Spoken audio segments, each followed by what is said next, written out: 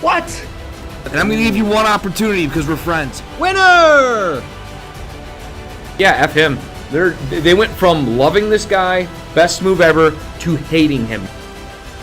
There's nowhere for him to go. I think there's one place. You can't do that in the national team. Do you even know what you're talking about? Successful and sexy? No. It wasn't aggravating at times? Yes. Sorry, That's not very fair. It's not about being fair. Welcome to the greatest soccer show ever. All Man United fans live in the past.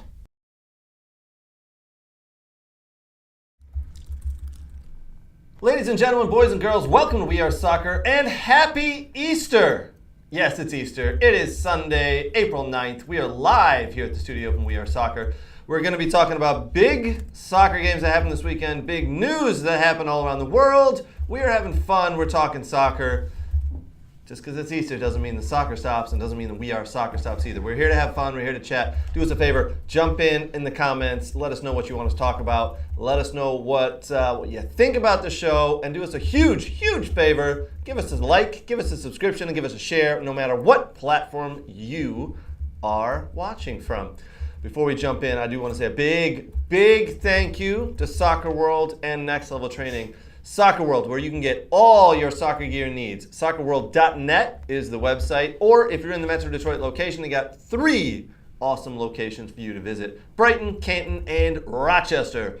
And if you're looking for extra training for your child or son, I'm telling you right now, Next Level Training is it. There is no one better than Next Level Training. Check them out. If it's good enough for U.S. men's and women's national team players, trust me, it's good enough for your son or daughter. All right, what is coming up today on the show, you might ask? Well, we've got Arsenal-Liverpool drawing 2-2. We'll talk about that, some of the pieces of that game. What an incredible game. Burnley clinch promotion back to the Premier League in historic fashion. The quickest team to ever clinch promotion back to the Premier League. It's good for them.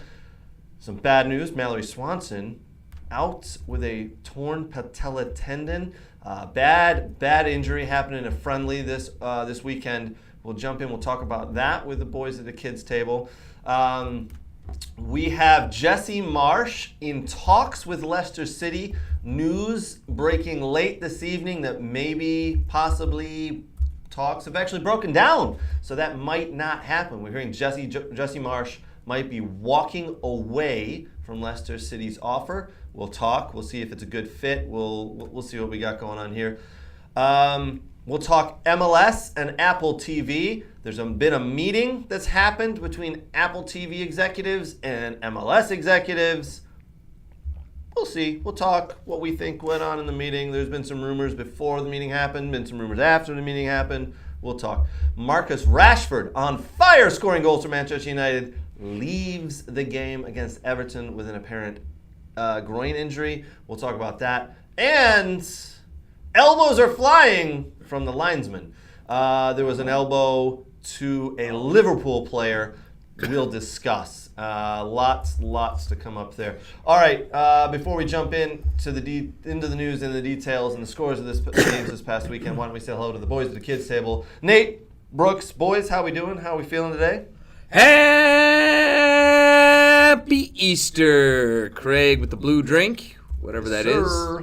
What is that? I don't know, some energy powder I put into a bottle of water. Goat piss. Anywho, happy Easter. Hope everyone's had a great time with their family. I know I did. Lots of food, lots of whatever. And to the left of me, he is more sexier than a Stuttgart win. He'll stay higher than Villa on any type of table there is, and he's more puzzling than a Jesse Marsch hire. He's the one, the only.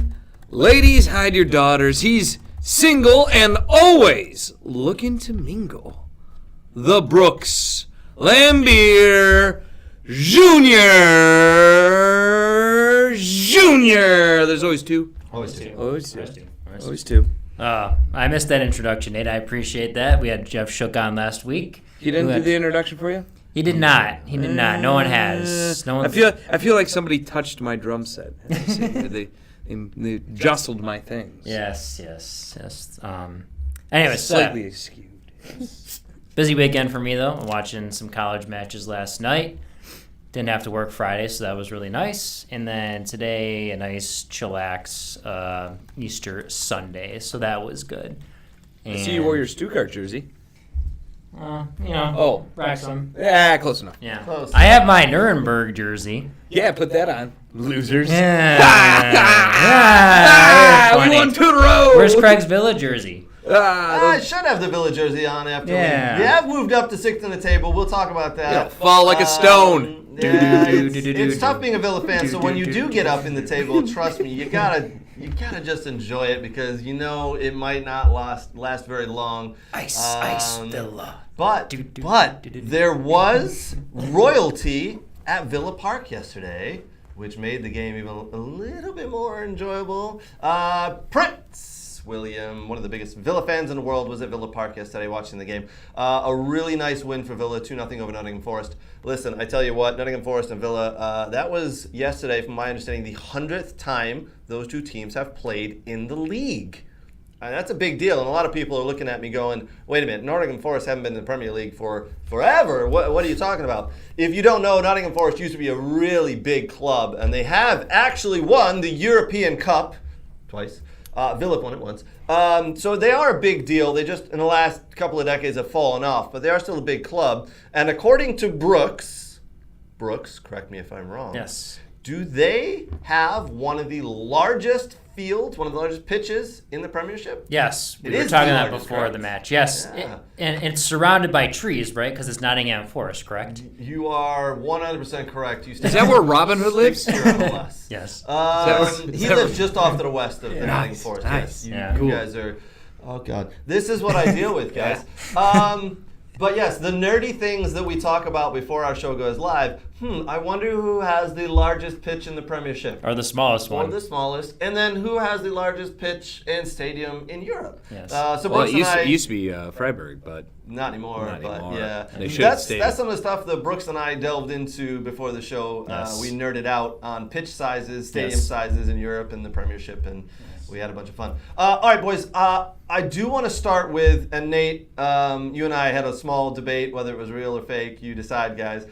Biggest game of the weekend, I thought, beforehand, and even after now that it's happened, I still think it was the biggest game of the weekend. Arsenal visiting Anfield, Liverpool. I disagree because the game was for nothing. Could it be a really good, entertaining game? Hold Yeah, tight. but it was for Ooh. nothing. Well, you say it was for nothing. What was it for? Arsenal number 1 in the Premier League, So if they- and they hold were on, no, yeah. 5 points ahead of Man City, who are, in my opinion, But that one game of the is- top 3 best teams in the world who are closing in on them. That's fine, but that game doesn't decide anything. Neither And so does- if they lost, they're still number 1 in the league. Yep. If they tied, they're still number 1 in the league. If they won, they still are number 1 in the league. And Liverpool's a mid-table nothing right now. So how is this the biggest game of the week? And the game you were proposing to be the biggest game of the week was we will get to it. I don't think that was the biggest game of the week, but it was sure as shit more important than that game. I thought I was going to start with Aston Villa and their win because, they're That's another nothing burger. Well, there was something to be for that. Villa move up into 6, which is potential European spots, right? So you're proposing that the Bundesliga game of Bochum versus So let's Stuttgart- take the names out of it. You don't think a game that has a 6-point ramification for one There's team still to games pull? left in the league. All right, not many. Do you think that game, which actually pulled a team out of relegation, was not important? Pull the names out of it, not really. Okay, then I don't. There's still games left in the league. There's like 8 games left in the league. Yeah. I would say it is an important game, but based on, I would say, So and I need to look one up the game facts. actually means something. The other game meant nothing.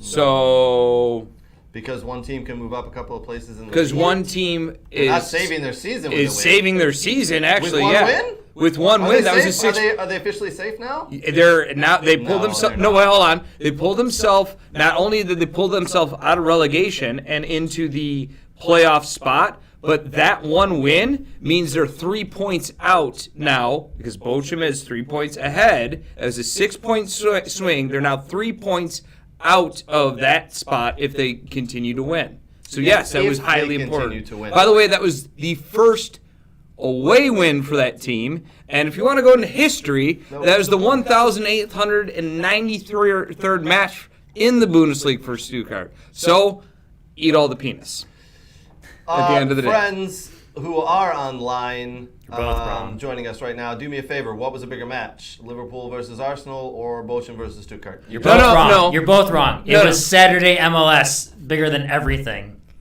Ah! Based on the statistics, which I haven't even looked up. Well, that I FC could Cincinnati quote, game was really good and highly important for them to stay up the top. millions Then upon drink millions everything. upon millions of people who watched the game today would probably disagree with you and say the Arsenal. So hold on. Let's define importance then. Does popularity make something more important or less important? For me, yes. Okay. One I of the things disagree. you'd quote I was would say quality. stakes on the game. Was quality. You'd It's said quality make it? No, I never said quality. Quality You said game importance, today. and I said that wasn't the most important game this I weekend. called it the biggest game of the weekend. And I wouldn't call it the biggest game. That was not the game this weekend that had the most riding on it, was it? I don't think either game had anything really riding on it because nothing's decided yet. They both have league games to go. Both leagues have.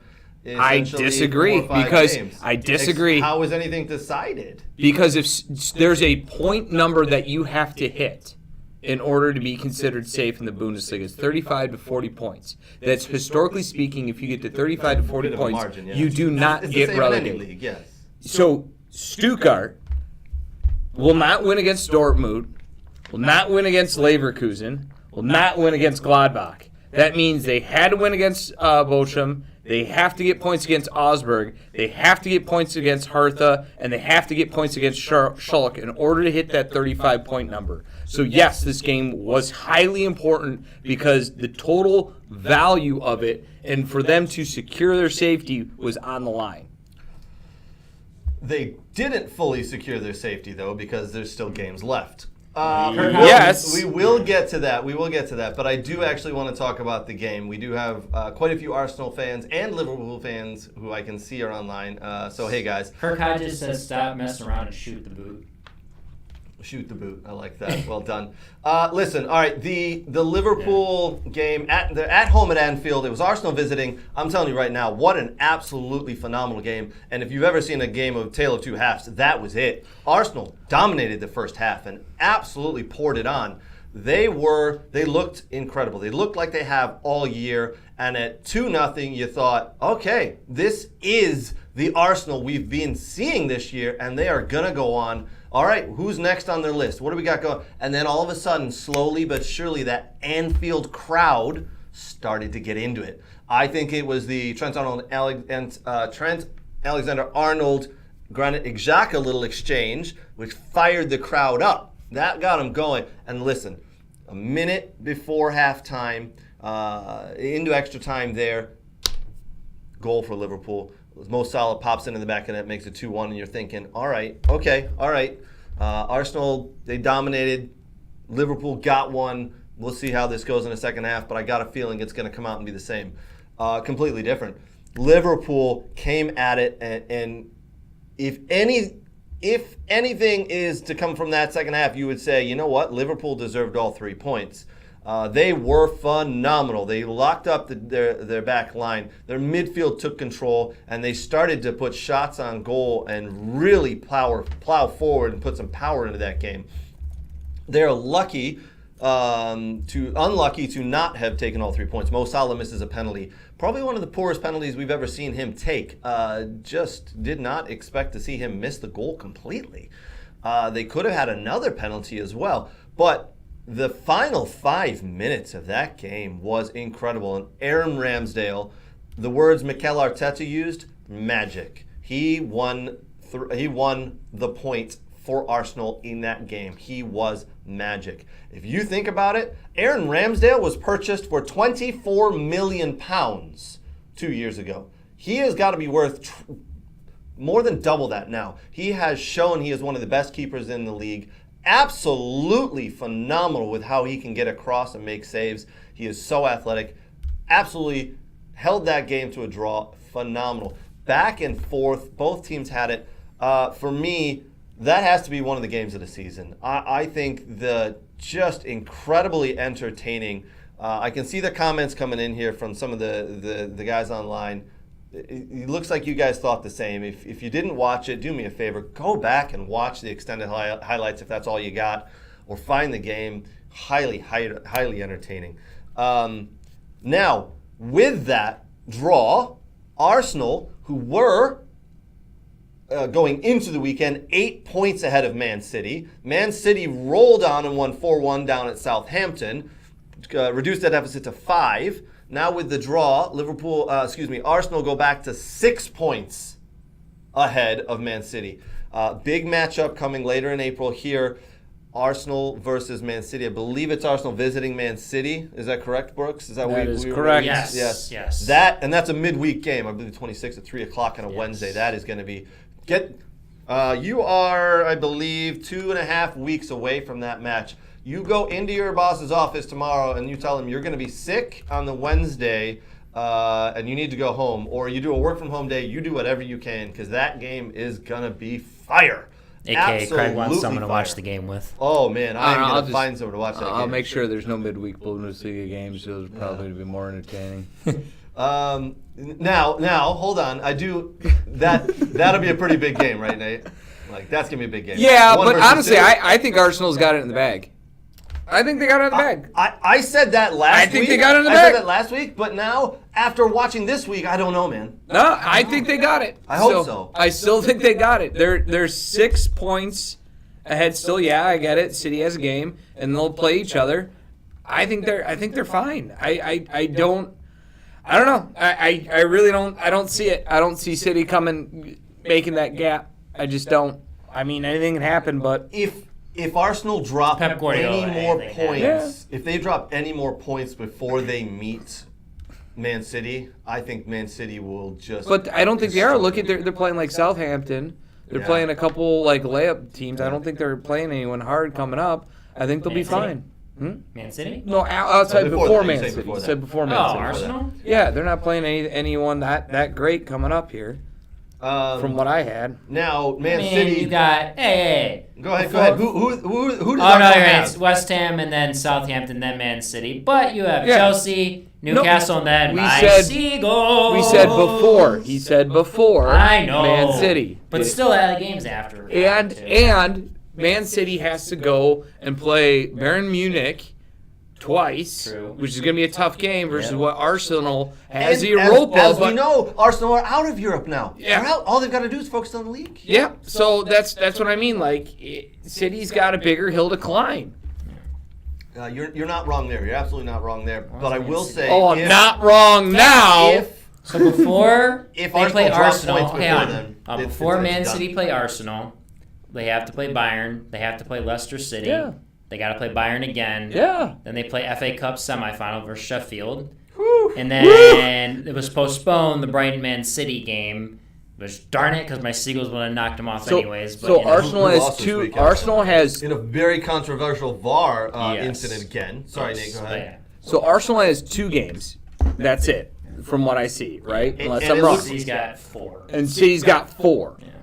So in the same amount of time, City's got double the games that Arsenal has to play before they get there. So, again, it's not.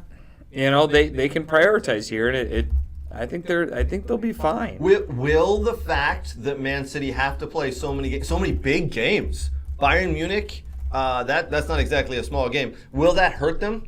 Will that dent their chances of winning the Premiership? Because, as we said, Arsenal have 2 games beforehand. And that's it. That's not exactly not exactly the toughest teams either. Let's think about it. What do you prioritize here? So with City, they've won the league a bunch, right? Yep. Their priority has got to be. They've never won the Champions League, right? So you got to figure that they're pushing it all in for the Champions League at this stage in the game with how far they are. Sure. And really, Erling Haaland wants Champions League win. Yeah. Before he then leaves. And if they if they get past Munich, which.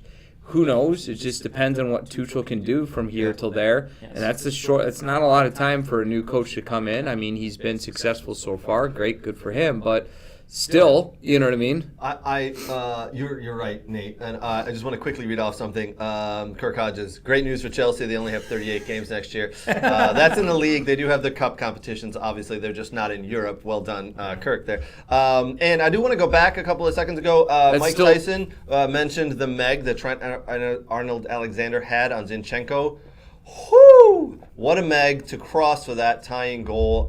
That was incredible. You are right. Zinchenko was subbed off right after that and put his head in his hands because he knew he'd, I don't say messed up, but... Kieran Tierney, if he did come on. Kieran Tierney did come on, yeah. Yes. One of the other big incidents that did happen in this big game, we'll call it a big game, not important, but big. At halftime... Andy Robertson, I don't know if you boys saw this, but Andy Robertson. It's awesome. Guys, if you saw this, I would love people's thoughts on this. Andy Robertson goes over to the linesman as the linesman's jogging into the middle field. It's called for halftime. The linesman's jogging in to meet the referee. And Andy Robertson goes to kind of just grab him or stop him and to really get in his face. And the linesman brushes him off with an elbow. One of these and catches him a little bit. Yes. Elbow. I don't know if he... I thought you said Elmo earlier. Elmo? Yeah. All right, so hold on. Let me. I don't think you recapped this right. Yeah. So, go ahead. The referee. Can we just call him Bob? I don't know his name. Do you want the linesman or the referee? The linesman. The guy. Linesman, the elbower. The linesman's name is actually Constantine. So Constantine came storming like a man out of with vengeance. But to go into a referee, though. To go into his, because that's what they do, right? And by the way, Constantine. He looks like he's been doing some upright rows. Oh, that dude! That guy was the back. That back was about as big as mine. Andy Robertson looks skinnier than me. Yeah. Yes. So as a large fella, when you're going off to get your sausage at halftime and replenish, well, the last thing you do. Assuming he's German with the sausage? Yeah, he's hungry. That's Constantine Hazardakis sounds Greek, but Greeks eat sausages. It was a euro. He's gonna eat a euro. Yeah. All right, and. You don't want to be stopped when you get a good euro. So, upon being touched, he just simply swam him and gave one right to the upper kisser. And honestly, needs to happen more often. How much better? You said you don't like people surrounding the refs? Yes, I said that. Imagine big ass refs punching people out now. I'm agreeing. Problem It's solved. kind of like that LA Galaxy Sir, can I talk to you? Nope. The LA Galaxy guy this weekend where he said, "Oh, what are you looking at there, referee?" We're gonna get to referee should be like, "No." Yeah. Brooks, you're jumping ahead. We're gonna get to that one next. But Constantine Hazardakis is the linesman's name. Yes, that is actually his name. He did brush off Andy Robertson with an elbow, but it wasn't like he was swinging for his face. No. I think he just kind of did that to get him away. Brush him off, yeah. I don't think he really connected very well. I hope he did. I hope he cranked him. Now, what annoyed me is all the Liverpool players gathered around and were protesting a little and saying, you can't do that. And you know what?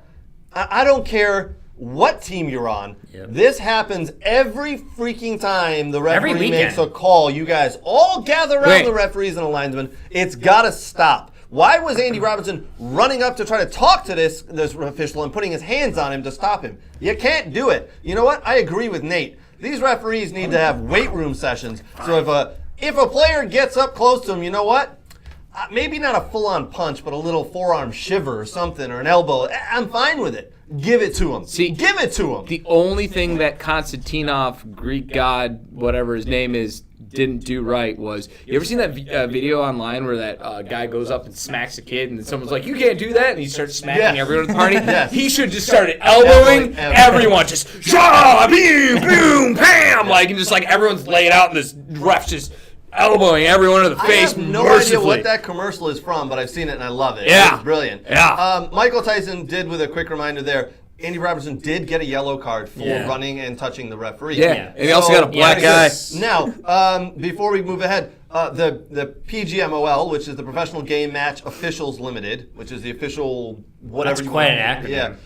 The body responsible for match officials across English football will investigate the alleged elbow by assistant referee Constantine Hazardakis on Liverpool defender Andy Robertson during Sunday's Premier League big game against Arsenal. I gotta keep saying big. What are they going to investigate? Whether it's hard enough? I think. Are they going to say, well, you should hit him harder? Well, here's the thing, right? We saw 2 weeks ago a referee in the Liga MX give a swift knee to the groin of a player who got in his face. The player did receive the knee to the groin. I love it. And he fell down and he was rolling on the ground. You're like, dude, they barely touched you. That referee did receive a 12-match ban, so he is not allowed to referee for the next That's awful. 12 weeks. So here, you can't touch another person. You can't do it, and I get it. Hold on. So we got some people firing at me. One of them's Tyson. The other one's Ray Stewart. That's okay, guys. Both disagree with him. Well, one says Ray says you should get a 3-match ban suspension, I like that, right? Ray. I disagree with that's that. a good call, The other one, Michael, says anytime you're promoting aggression or when a ref talks back or talks shit, it means it messes up the game. This wasn't in the moment of the game, and who approached who? Who was the aggressor here? And who was the guy who was walking it? Because he didn't break stride. And he didn't go up to the player came up to him. It'd be a different story if the ref went up to the player or somehow got involved that way.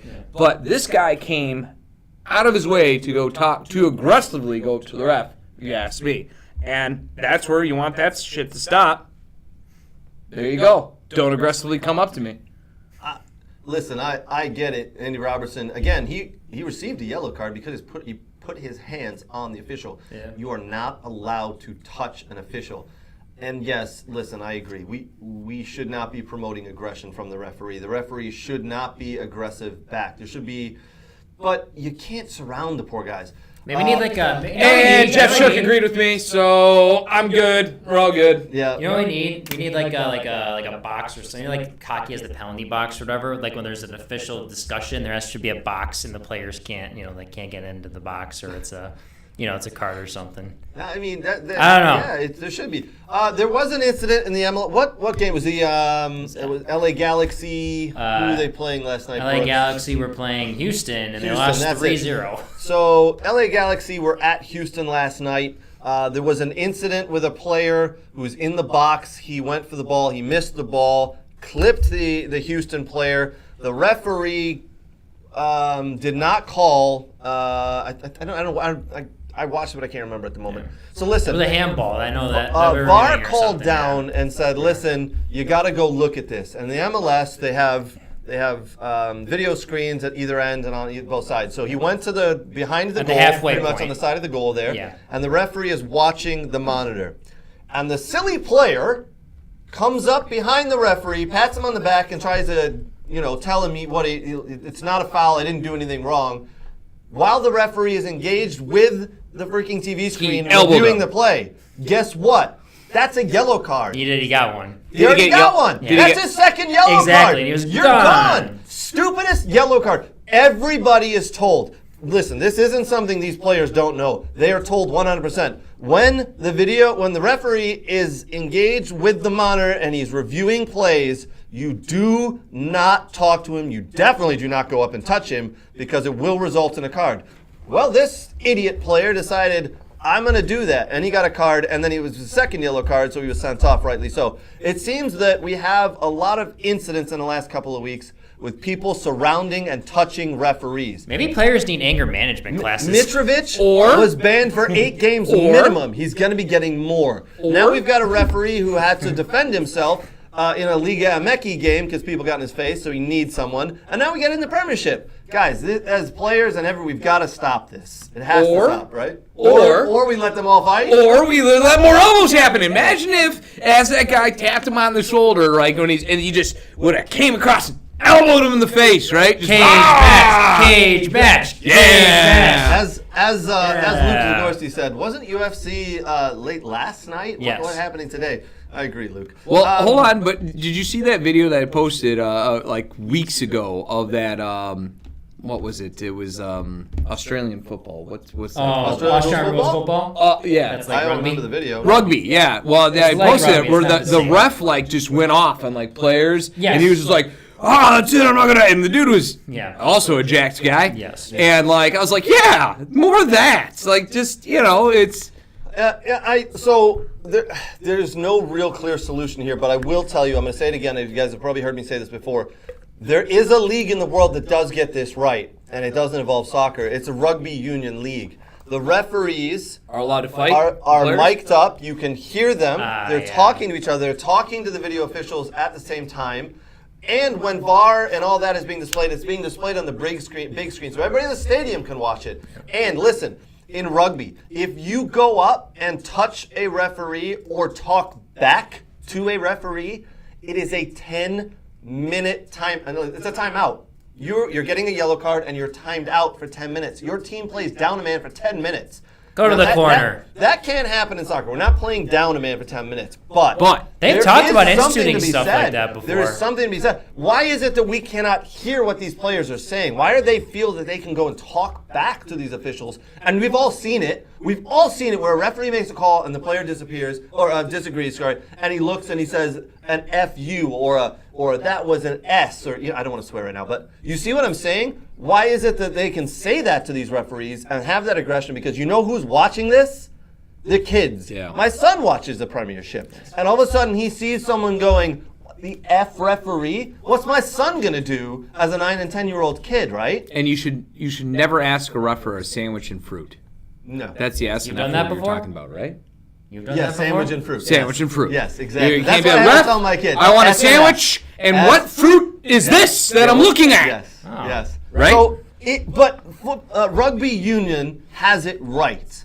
Hey, soccer, maybe the Premiership, someone take notice of this. Let's start to be better. Let's start to stop these players from engaging with the referees, because it's got to stop. And listen, I personally am not the guy to be the head and the campaigning for this, because I've been thrown out of many games. Just most recently, about 3 or 4 weeks ago, I was making the test for yelling at a referee. And you took your shirt off. And I swore at him, and I was rightly thrown out for, calling him salad and fruit. Or is that what we're saying? Sandwich and fruit. Well, I think the official throw out was because you were too sexy with no shirt on the field. Yeah, I did take my shirt off in the middle of the field. Jeff There's a whole thing. Jeff Shook, soccer is a gentleman's game played by thugs, and rugby is a thug's game played by gentlemen.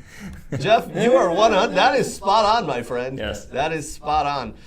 They talked about, I think, in the college game, instituting our penalty minutes or whatever for certain things or whatever. Or they've talked about it maybe in professional soccer trying that. Yeah. I mean, Victor says he can attest to what you acted like a child a few weeks ago. No.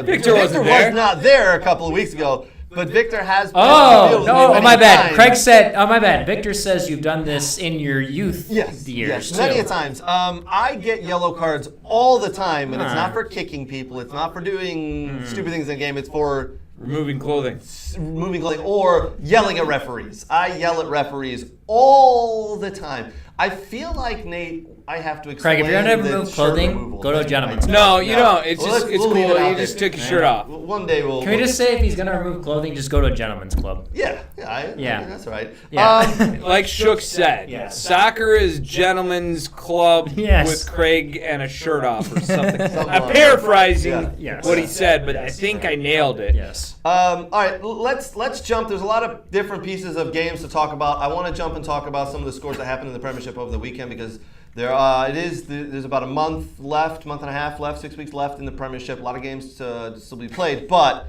there's a lot more there's a lot to happen this weekend. All right, my Aston Villa won 2-0 over Nottingham Forest. Nottingham Forest looked poor. Looked really poor, to be honest. Villa climbing the table again, now up to 6. We got some really tough games coming up. Manchester United 2 at home to Everton there. Everton and Sean Dyche not looking good. The big concern now for Manchester United fans is Marcus Rashford went off injured. Goal scorer. Who's going to score goals for them now? To be honest, they're going to struggle. Go ahead, Nate. You had your hand up there.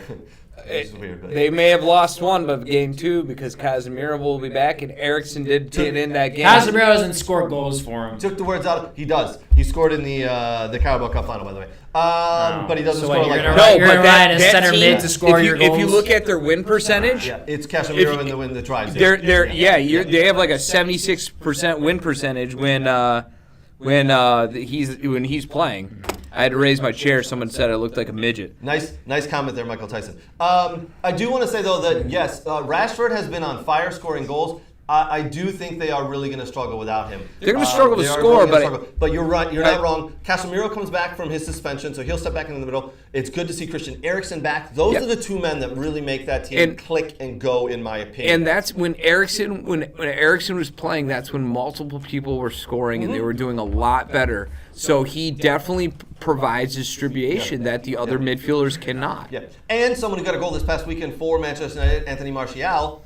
Wout Weghorst, I don't believe he even stepped on a field. I don't think you need to put a handicap on the field without Rashford. But now that Rashford goes down, who you got Anthony Sancho. Is that they're going to play out wide and put Martial in the center, and if he gets tired, then put a trash can out in the center. So maybe put Anthony out to the right, Martial out to the left. And a trash can in the middle. Excuse me, Martial up top and Sancho on the left. Yeah. Sancho on the left, Anthony on the right, yeah. and Martial up top. And you still have, I think they still got was it the Ilga, the Norwegian kid that could come in and play. So someone in our group who said this several times, and I thought it was nutty at first, and I've done a little research and I've talked to him a little bit more. One of the things he said was, why not put McTominay up top in a pinch? Yes. Because McTominay, how many goals did he score for Scotland? Exactly. Yes. And he played it in his youth. He played forward and center forward in his yes. youth. It's not a bad shout. Yeah, maybe not. I mean, everyone's like McTominay's useless. He's not useless, darn it. He is not. And guess who scored again this weekend? McTominay.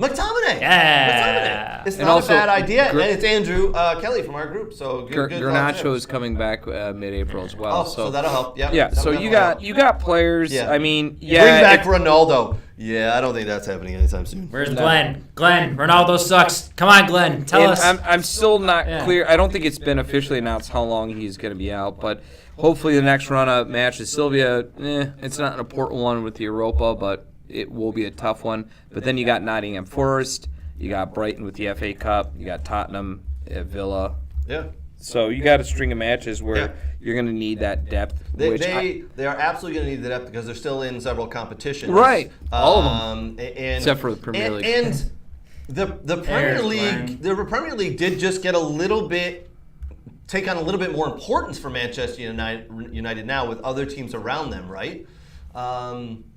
I think they're pretty secure at third. You think they're they'll be third or fourth, right? And it doesn't matter if you're third, doesn't matter if you're fourth. But that's what I've been saying for over a month and a half. Even when people are like, "Oh, they're in the title race," I'm like, "No, they're not. You're drinking scotch and whiskey and all their fun stuff. They're not in the title Whatever race." you're drinking, guys, let us know. We're gonna look at the table real quick. So you got Arsenal, obviously, as we said, 6 points ahead. They're in first, Man City on 67 points in second, Newcastle in third on 56 points, Man United in fourth on 56 points. They are in fourth behind Newcastle because of goal difference. Now, Tottenham are on 53 points. And if Man United slip up and Tottenham still managerless, and now their manager received a red card. The interim manager received a red card, so they're gonna have to go with second interim manager. If for somehow they put a string of results together, they could jump Man United, and they could get into fourth. So there is still a little bit to play for there. There is, but United's right? United's up by 3, and they have a game in hand. So they do have a game in hand. Yeah. All right, so there's your top 5, and there's my Villa in 6. We obviously are on 47. We can. There's no way we're getting into 4th or 5th, and we're fine. Just if we could finish in.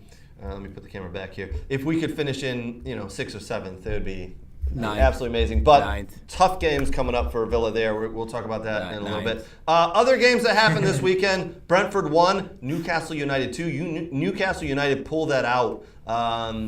They struggled.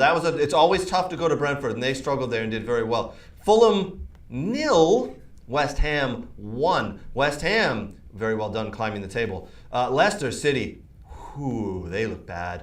Bournemouth grab 3 points there. Leicester City, they're in trouble. We'll talk about who they're talking about for their their vacant manager position in a second. Tottenham Hotspur 2, Brighton Hove Albion 1. A VAR decision there in that game, which is absolutely perplexing.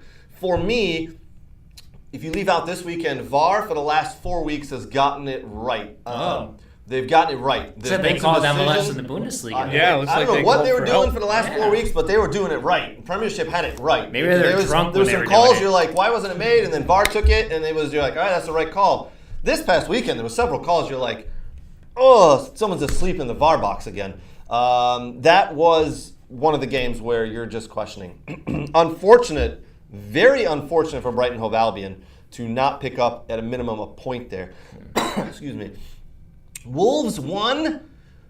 Chelsea and newly hired interim manager Frank Lampard 0. A stunning, absolutely stunning goal from Nunez of Wolverhampton Wanderers there. If you guys haven't seen this goal, it is a phenomenal strike. What a goal. Wolverhampton take all 3 points. Chelsea, you are dumpster fire. There is, West London, there is something going on there. It is terrible. So Chelsea, get your S together. Wolverhampton take all 3 points.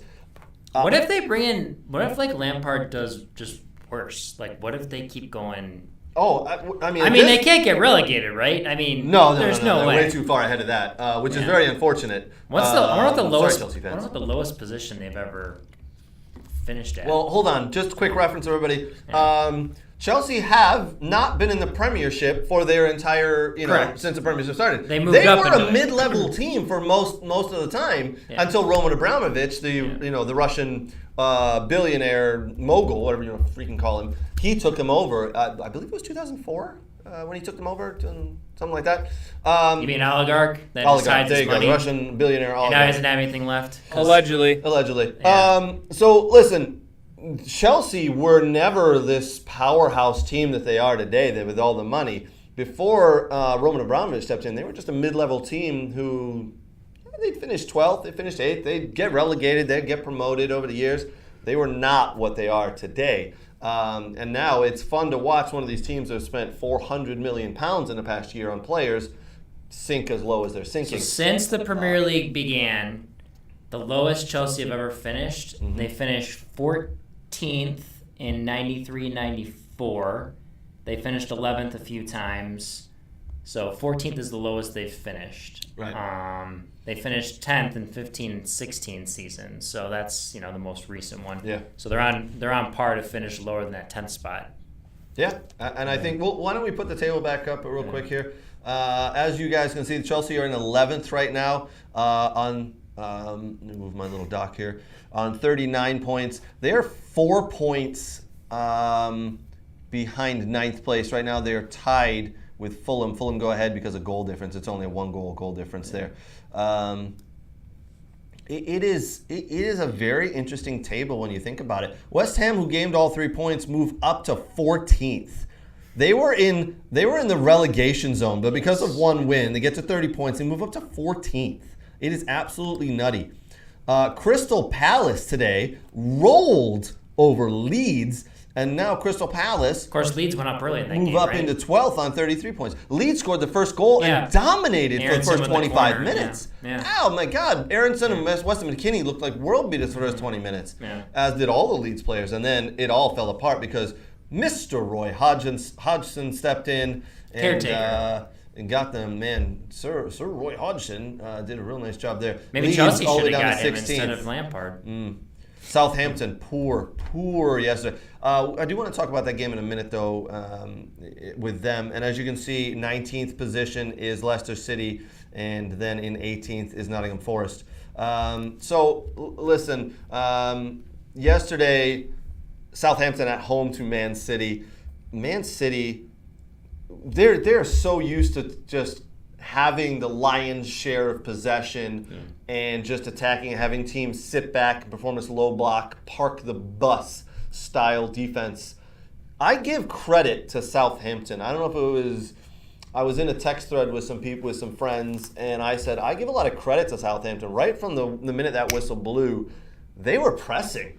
People just started to realize when you play against Pep, you can't just park the bus, because if you let them have the ball, you're never going to get it back. So you need to do what you need to do that. But here's the thing: if you press, you open yourself up, and all this space exists. And there is no better players in the league than what Man City have, and they can expose you. And but that is also their weakness too. That they exposed exposed Southampton for that space that they left. I give credit to Southampton for pressing. I give credit to them for trying to play soccer, but you do not have the players that Man City have. The first touch, the movement, the brain that these Man City players have is just head and shoulders above what Southampton have. So I give credit to Southampton. It was a very good effort. You were rolled 4-1. It could have been a lot worse. Erling Haaland, did you boys see the second goal that Erling Haaland scored? It's ridiculous. Oh my gosh. That's all I got to say is just my word. He's gonna be great at Madrid in 3 years. next year. He is not moving this summer. Sure. They are going to go for one Kylian Mbappe. Oh yeah, you're true. You're right. They don't have the money to kind of target both. I don't think both of them would want to go there. And Do you? Bellingham. Do you No, think both of it them would be wanna bad. Go there? I think they'd go. But I think you. If I was them, I would go Haaland over Mbappe. Yes, Are you kidding me? correct. I don't know, man. Yeah, I do know. But think about how many. Think about how many. Kylian Mbappe. I understand that, but agree. think about how many target forwards there are in this game right Until now Kylian that are Mbappe pure does his nines. ACL, and then he's not fast anymore. How many good pure nines are there in the game, and then how many are there's as good not as many him, these days. and You're how right, many there's are not as many. good as him doing what he's Oh, doing no, right no, now? No, yeah, there's no So one I better than think him. he is so inherently unique. Yeah. Yes. And I like Mbappe, but I think he is so inherently unique. Difference between Mbappe and Haaland is Mbappe is one injury away from not being the same player he is, where Haaland has more in his back pocket than what he can do. I think the difference is I could get other players who might not be as good, but to do what Mbappe does. Like, I could get a Rashford, right, who might not be as good as Mbappe, but he can do the job. Yes. I can't find a Haaland that could come close. No, score the there's no goals one he else like him in the does. world. I do want to ask that question in a minute. Oh, Who would you shut rather up, have? Michael Tyson with Nunez. But Danny Price in the chat just put something. He's absolutely right. He's spot on. I didn't cross my mind until he just said it. Pep has now moved to a 3-4-3 and put John Stones in the middle. He can is do a it. He's genius technical move. enough. It's a genius. He's move. technical. But if you guys remember John Stones from several years ago, he was not close to technical. Well, he got enough. benched because he was shit the bed a few times. Terrible. Yeah. He came from Everton for $50 million, and we all said, "Whoa, how's this going to work? This is suspect." And I tell you what, in the last several years, Pep has made an absolute stud of a player out of him. Danny Price, you are not wrong. It was a genius move for Pep to put him in the middle of the park there and into that mid and play a 3-4-3. And I don't think they changed the formation when Southampton started pressing like that. They just worked through it, and it was genius. I do want to get back to what you just said, Nate. Listen, if I had a coin right now, and on one side it says, you can have Kylian Mbappe on your team, and the other one it says, you can have Erling Haaland on your team, which one I'd go, Kareem Benzema. oh, whoever it is, I'll take. Do I have an I'd take option? Benzema right now, too, Yes. because he can't stop scoring. Although they did lose to Villarreal, which I watched that game, and those bastards cost me about $30. Wait, if I who have would the you guys- option- hold on real quick. Who would you guys take? Anybody who's watching, whether you're on YouTube, Twitter, Twitch, or Facebook. People are all Who would saying you have? Haaland, Haaland? just Because- like me, is it except because he's for the hot one. guy Hold right on. now? Like, Hold on. Andrew Kelly does make a good point. His injury record is too good to buy. Haaland's injury record is Yes. too good to buy buys. And he's been healthy all year. But I just think for what he does in that position, there's not a lot of players like him, and I can find it. I can find a left winger. You know, I would take. I don't think you can find a left winger who can score 3 goals in a World Cup final. But I don't need one. You to know, do that I if would have take a- if I was Real Madrid. Yes. If you have a Holland. Go ahead, Brooks. You keep Benzema, you bring on Zlatan. Zava? Zava? No, Or Zlatan. So I did have to show my wife. I- My wife and I were watching Yes. the Ted Lasso show, right? And she's like, "What the hell is this?" I'm like, "He's based on a guy, Zlatan Ibrahimovic." She goes, "I don't get it." So all I did was pull up Google Images, and I was like, "This is Zlatan." Yes. She goes, "Oh, I They get it." look the same, It's- yeah. Maybe at some point we should discuss the show. I know Nate hates it, but anyway. Not anymore. I actually You're relate. in on it. I You're relate. in on it. I relate onto it on a very personal level now.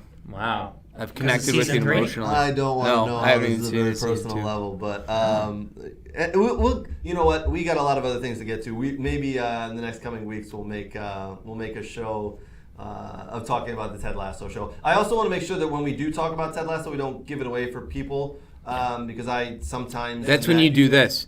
Spoilers. Spoiler alert! Spoiler alert! We're not gonna do that now, but yeah, I'm that guy who likes to binge I let the I show know what go. you mean. But my wife's into Ted Lasso now, so it's like she wants to watch it every week. So Do your we kids watch watch? that and the other. Do your kids watch?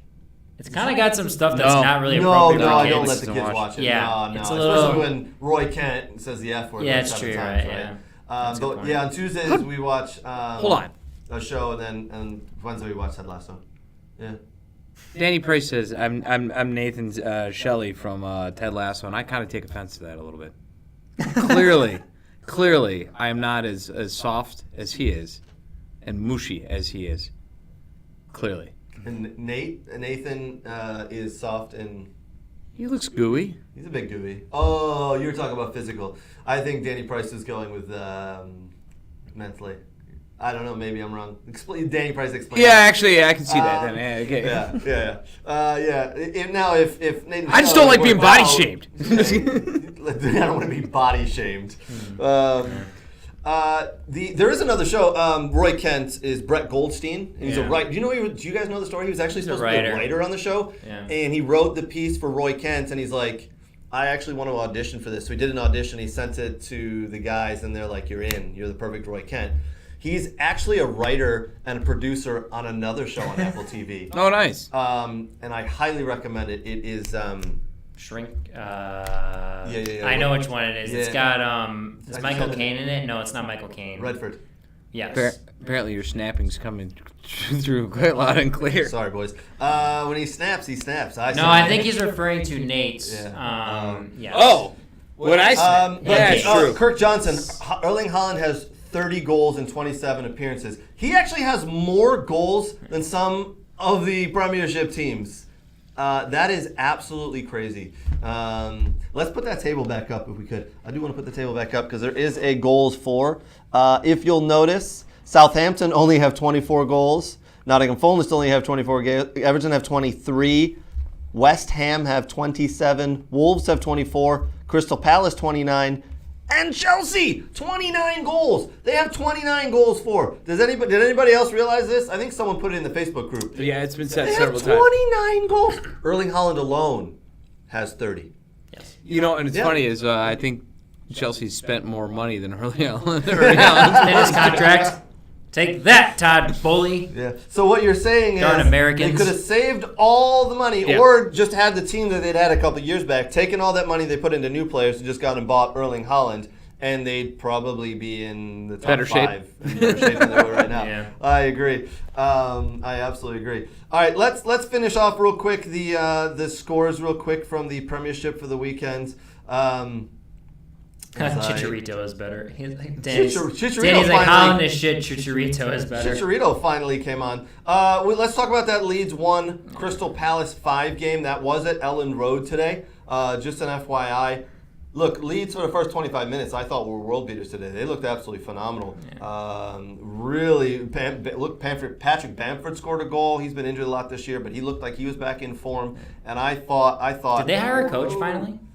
No, they still don't have. I don't believe they have a full-time coach yet. To be honest, I was watching the game and I thought maybe I should do a bet right now of who's going to score the next team to score, and I think it's absolutely going to be Leeds. And as I'm looking through, the odds weren't that great, so I left it. And then 2 minutes later, sorry, I snapped again. Leeds scored, and I went, "Wow, Leeds they're flying right now. This is awesome. They're going to go ahead and win this." And then Roy Hodgson just makes a little change here, makes a little change there in tactics. And Crystal Palace put their foot down and put their foot on Leeds' throat. And they scored goals. And they could have had a lot more if it wasn't for Melier. 5-1 winners, Crystal Palace over Leeds.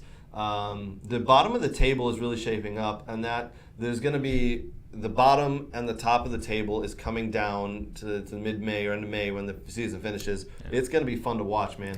Yeah. I mean, everything's so close to the bottom. I mean, and things can swing if teams don't get points now, and things there could be a big swing somewhere in that lower mid tier right there. I was talking to someone a couple of weeks ago, and I said, "Listen, a bottom level team right now, if they get 2 wins, they're essentially pulling themselves out of that relegation race, and then they just need 2 draws, and I think they'll be fine." Yeah.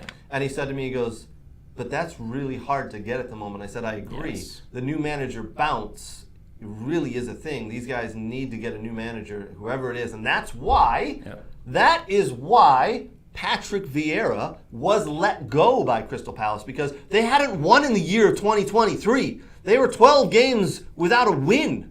You can't do that. Yep. You cannot do that. So I think actually Crystal Palace, out of all the teams that have fired managers this year, that was one of the smartest things they could have done.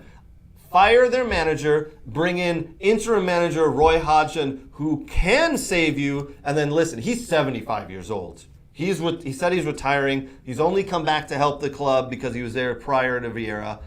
He's helping them through the end of the year. He'll guide them through to safety in the Premiership, and then they can take their time in the summer. Now, another team that fired their manager a week ago and had no plan, Leicester City. Who did they go after? They went after Graham Potter, who was sacked by Chelsea. You know what Graham Potter said? No.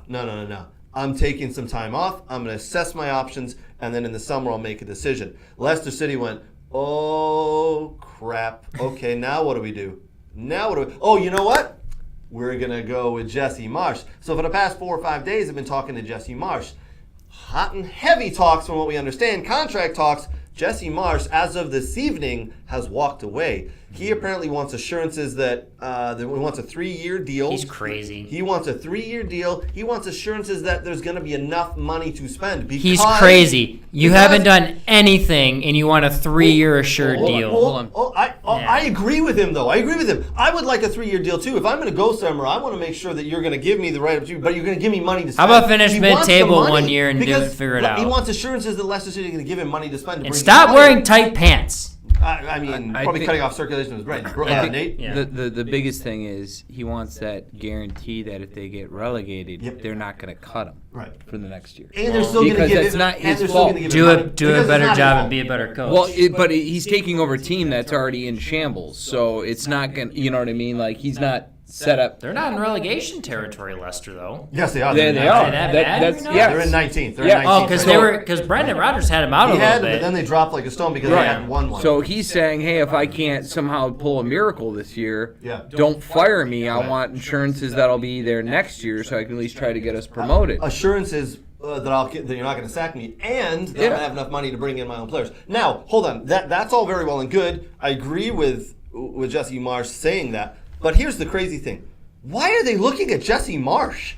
Jesse Marsh isn't exactly a defensive tactician. Why is any EPL team looking at him? Why is any European club working it? Listen, let's be honest. Leicester City are letting in goals left and right. Yeah. They actually have some really good offensive players. Vardy, Iheanacho, Madison. They've got some great players there in the offensive zone. They just need to start clicking a little bit with the right coach. Defensively is where they struggle.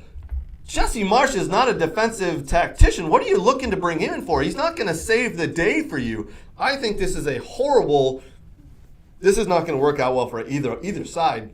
Walk away. They need to go get someone else. Thierry Henry. Spend the money. To be honest, Thierry Henry might be the guy, but again, he's not a defensive tactician either. No. He might be able to get the offensive side of the ball going.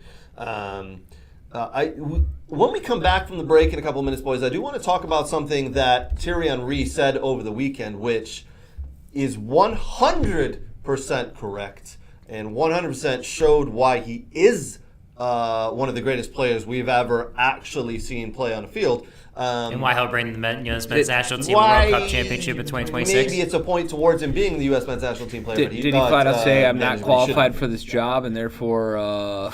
Yeah. Because everyone you don't say that. Brooks, are you still on the Thierry Henry to U.S. men's national team? Oh, he doesn't. Well, apparently from that poll we did on Facebook, everyone supports me. Like 3 guys? No, there's a hefty amount of people that supported There were actually several people that... Yeah. I believe Danny Price supports my decision. Look, Thierry Henry is Don't the US sully men's Danny's national name team. like that. I'm telling you right now, if anybody wants Thierry Henry as the U.S. men's national team manager, I'm going to for this cycle. Let's specify it, though. I'm going to throw my shoe. For this cycle. The most important cycle. That's what I mean. That's what we're discussing here. Not what he can do after the cycle. For this cycle. Listen, Nate and I actually agree 100% on something.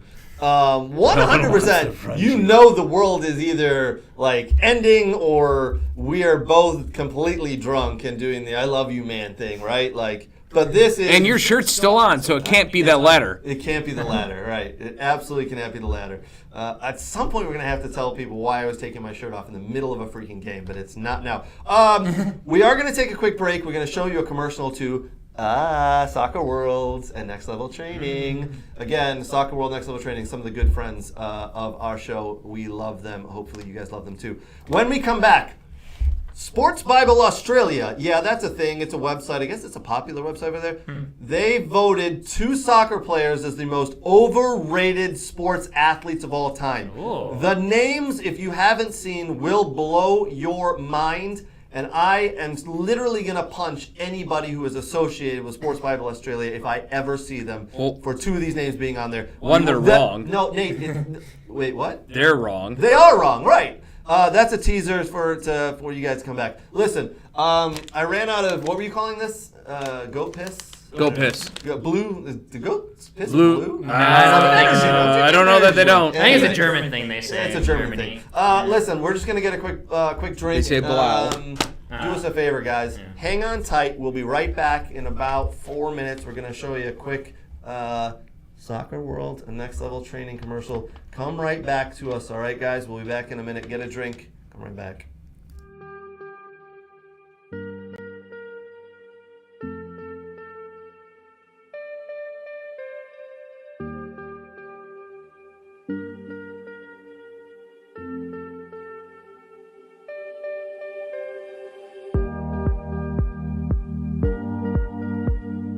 Change tempo, yes, yes, drop out, good. Yes, touch play, right foot, yes. Scan, good.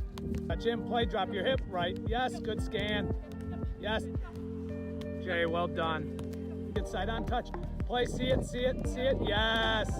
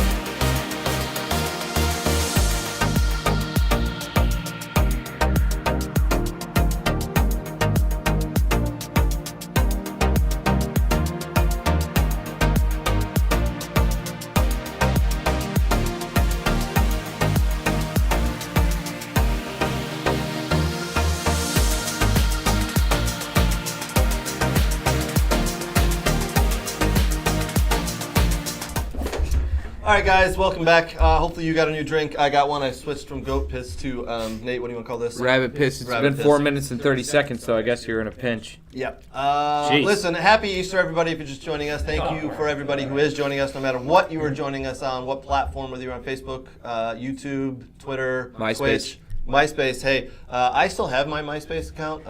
Me and Tom talk often. He's like Friend my me. best friend. He what? Friend me. Yeah. Well, we can share. You'll be in my top 8, and you'll love the Good Charlotte song I've got playing on my MySpace page.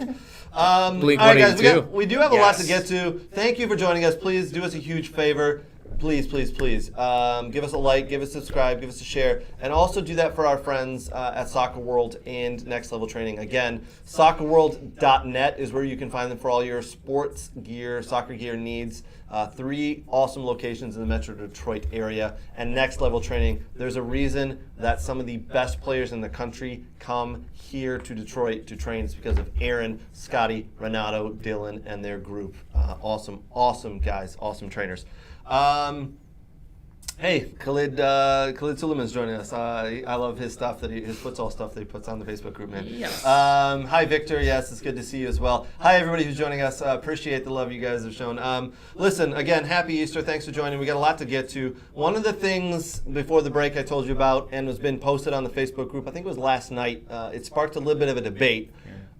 Sports Bible Australia has put out a list of the top most world's overrated sports players.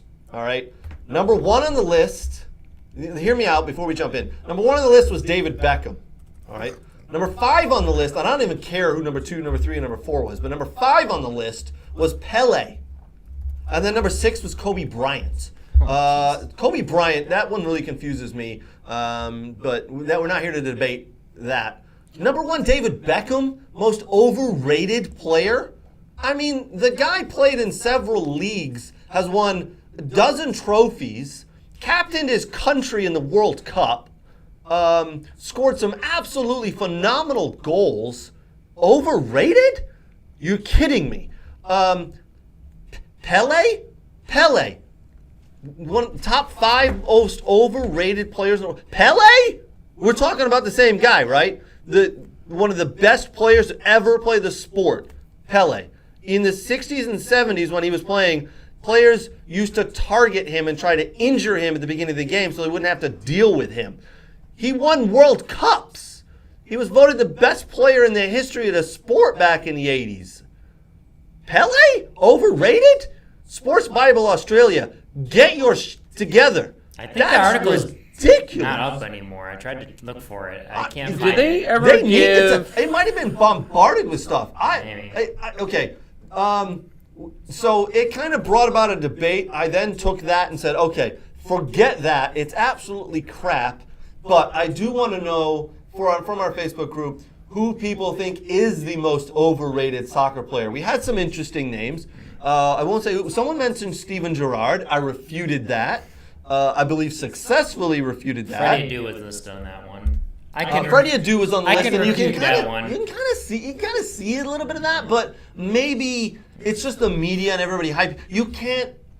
A player can't help where he's drafted, where he's paid, where he's played, how much he's paid. Did he accomplish anything? Not really, but he did make it through and play in, national teams games for the men. He did play in a professional league. I don't think he won much, but maybe if you want to refute that, I mean. Well, you can't argue with what he did for his career. Danny Price just said Virgil van Dijk. Danny Price. I agree What are with you him. drinking?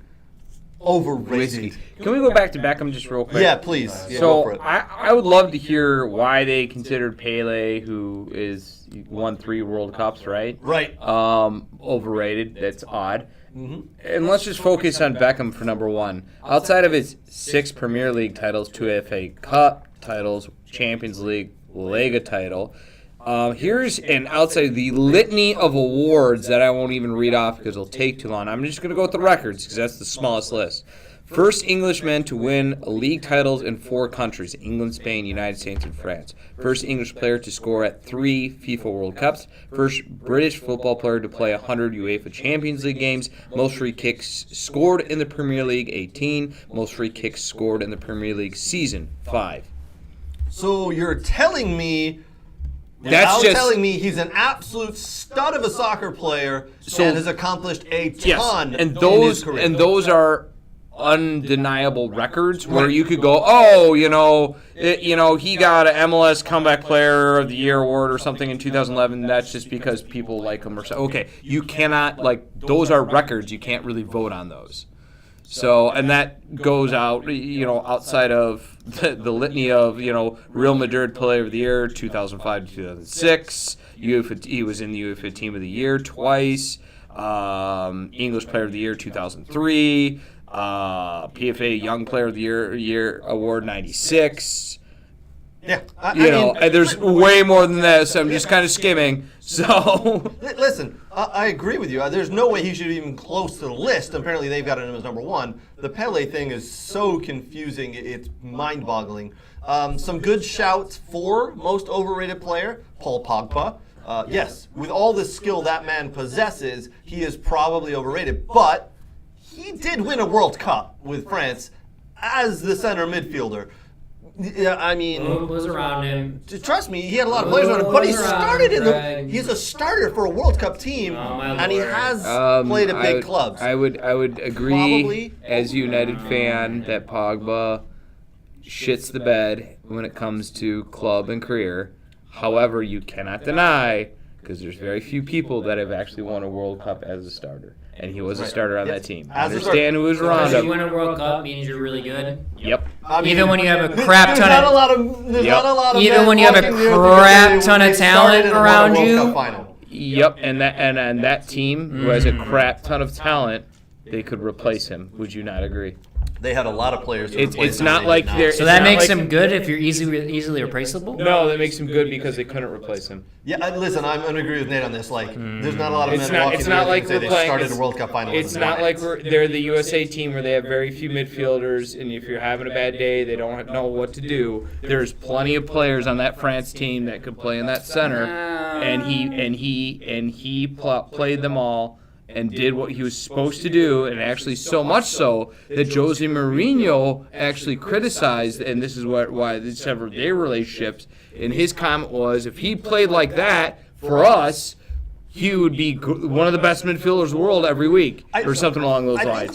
I think we can say, listen, he was overrated in his club career. He still is in his club career. He's overrated, but as a national team player, wasn't this article overrated all time? Yeah, it went at all sports. So that covers everything you do, not just everyone's gonna break it down that he was shit in club, but he was good in international.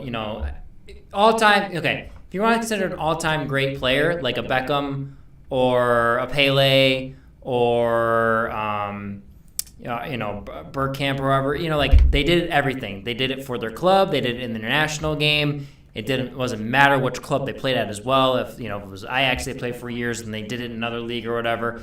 That's I don't like the argument. People are like, oh, he was just really good for his national team. He just sucked for his club. Well, then you're not an all-time great player. You're almost a was-been, or has-been, or whatever. Pogba's debatable. I say no. Brooks says yes. I can go either way. Here's a name I'll throw out to you guys. I'm going to throw 2 names out to you. One from the past and one currently. Okay. Mario Balotelli.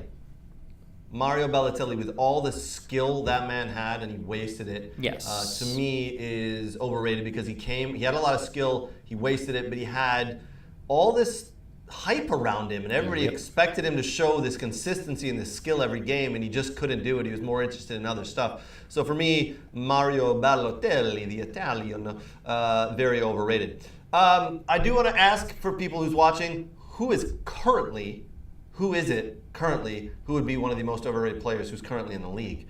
I have a name on the tip of my tongue that may actually piss people off. Neymar. No. Not overrated. Yep. I don't think so. Yep. 100%. Nate? 100% he is. For all the hype he gets and what he does and how much of a Okay. a lot of words I'll use for I him. want to let. I see where you're going, but I want to let Nate go, and then I got to According to retort former professional football players, he is a threat every time on the field, every time he plays. You took the words out of my mouth because every That's single not defender who's even ever my played opinion. against him So- said, Nate, every single defender who's ever played against him says, I hate playing against him. He's so good. When a big game has happened, when he was at Barcelona, was he the one leading them? Maybe for one season, but no. That's not his fault. Like, he got a Messi and a... How many big time Xavi goals and has he Alonso scored? there, right? Has he Like- done what Zlatan has done? Has he done what Kane? Wait, I Haaland? Zlatan might actually be a bit overrated. No. bit? Every league Back he's in the gone day? to, he's scored goals, Back in the day, and he's probably not. no. Okay, He all right. has been a top Okay. player in his team everywhere he's gone, There's a and couple he's of people. yeah. Glenn says Ronaldo. There's a couple of people agreeing with you on the Neymar shout. I'm only inclined to disagree with you because of what I've heard professional players say about him, that he is impossible to play against. I think he does a lot that he doesn't get credit for. Agreed. But I want to put out a name that you might make you guys look a little wonky at me. Overrated, and he's early in his career, so hear me out. But Jadon Sancho. I was gonna say it. I knew it. I fucking knew you were gonna say like Yeah. a Man United player. No, I He's don't. gonna I draw don't one disagree. on- I don't disagree with you. What? For all the hype he got and what he did at Dortmund and how he hasn't carried it to Manchester United For a big fee of $75 for a big million. fee, and he's yes. I disagree. Okay. For me, you're always overrated when you're paid a shit ton of money and you don't produce anything. I disagree. You're always overrated to me, and we should get fees deducted from your contract if you don't put up the numbers He's that you still have. very early in his career. I He is did- so young that it's hard I to say he's disagree. overrated. I disagree. Okay. And here's why I disagree. Help and us I'm out. going to explain exactly what has happened with the Jadon Sancho. Waiting for it. Wow. An injury, I know. So you guys don't watch the Bundesliga. I do. I know exactly what he did in that league and I how watched him when he was with Dortmund. and how successful he was in that league and what records he set in that league. Yes, he and was that's really good. and that record-setting 2 seasons, 2, not 1, propelled him to the English national team, which for whatever reason, that joke of a coach decided to put him in a penalty kick spot for one of the biggest games that they had probably in a very long time. Jadon Sancho doesn't take penalty kicks. Never did for Dortmund, and he missed. And he has talked or written about the amount of abuse he has gotten from that point. Him and Saka. Oh, yeah. Both got the abuse. And then he went to United. And But look, the direction United, that Saka's gone in compared to Sancho. hold on though, Saka has had a very good environment and a very good coach Fair. around him. He did not. So then he jumped in a league with a coaching issue and a team issue that has hurt him terribly. And it's no doubt in my mind, while he is now progressing under Eric Ten Hag, because he is a good coach. And he is now, if you look at what he's doing now, this is year 1, in my opinion, for his career. And he's been doing very, very well. So hear me out. I don't want to say you gave excuses for him for the It's past not 2.5 excuses. years. These are all You facts. blamed 3 coaches. 4. You blamed 4 coaches. Yeah. In No, lack of playing time. I blame online abuse and crushing a player's spirits. He's Actually, not for the only player who's and we all handle things differently. Yep. Yeah. He has yet to perform up to what we expect from him. Correct? I mean, he is yet to show. And again, I will. I don't know what preface you're this by expecting from a saying- 21-year-old. Again, I will preface this by saying he's very young in his Yeah. career. Yeah. And And a Rashford big price didn't. tag. And Rashford also performed very slow at that age too, He until did. he kicked off.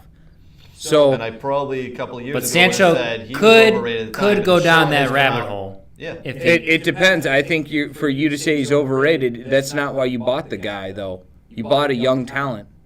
did you? I'd rather have Garnacho on the field at this point than him. I don't think He he's is shown he is enough.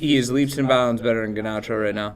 It would be interesting to see who's getting more playing time right now if Garnacho was fully healthy, as I think. And Garnacho he's actually was he's gaining- battled injuries too, but he's been all right. And again, Sancho for the beginning of this season did battle injury in the beginning, and some of the last season battled injury.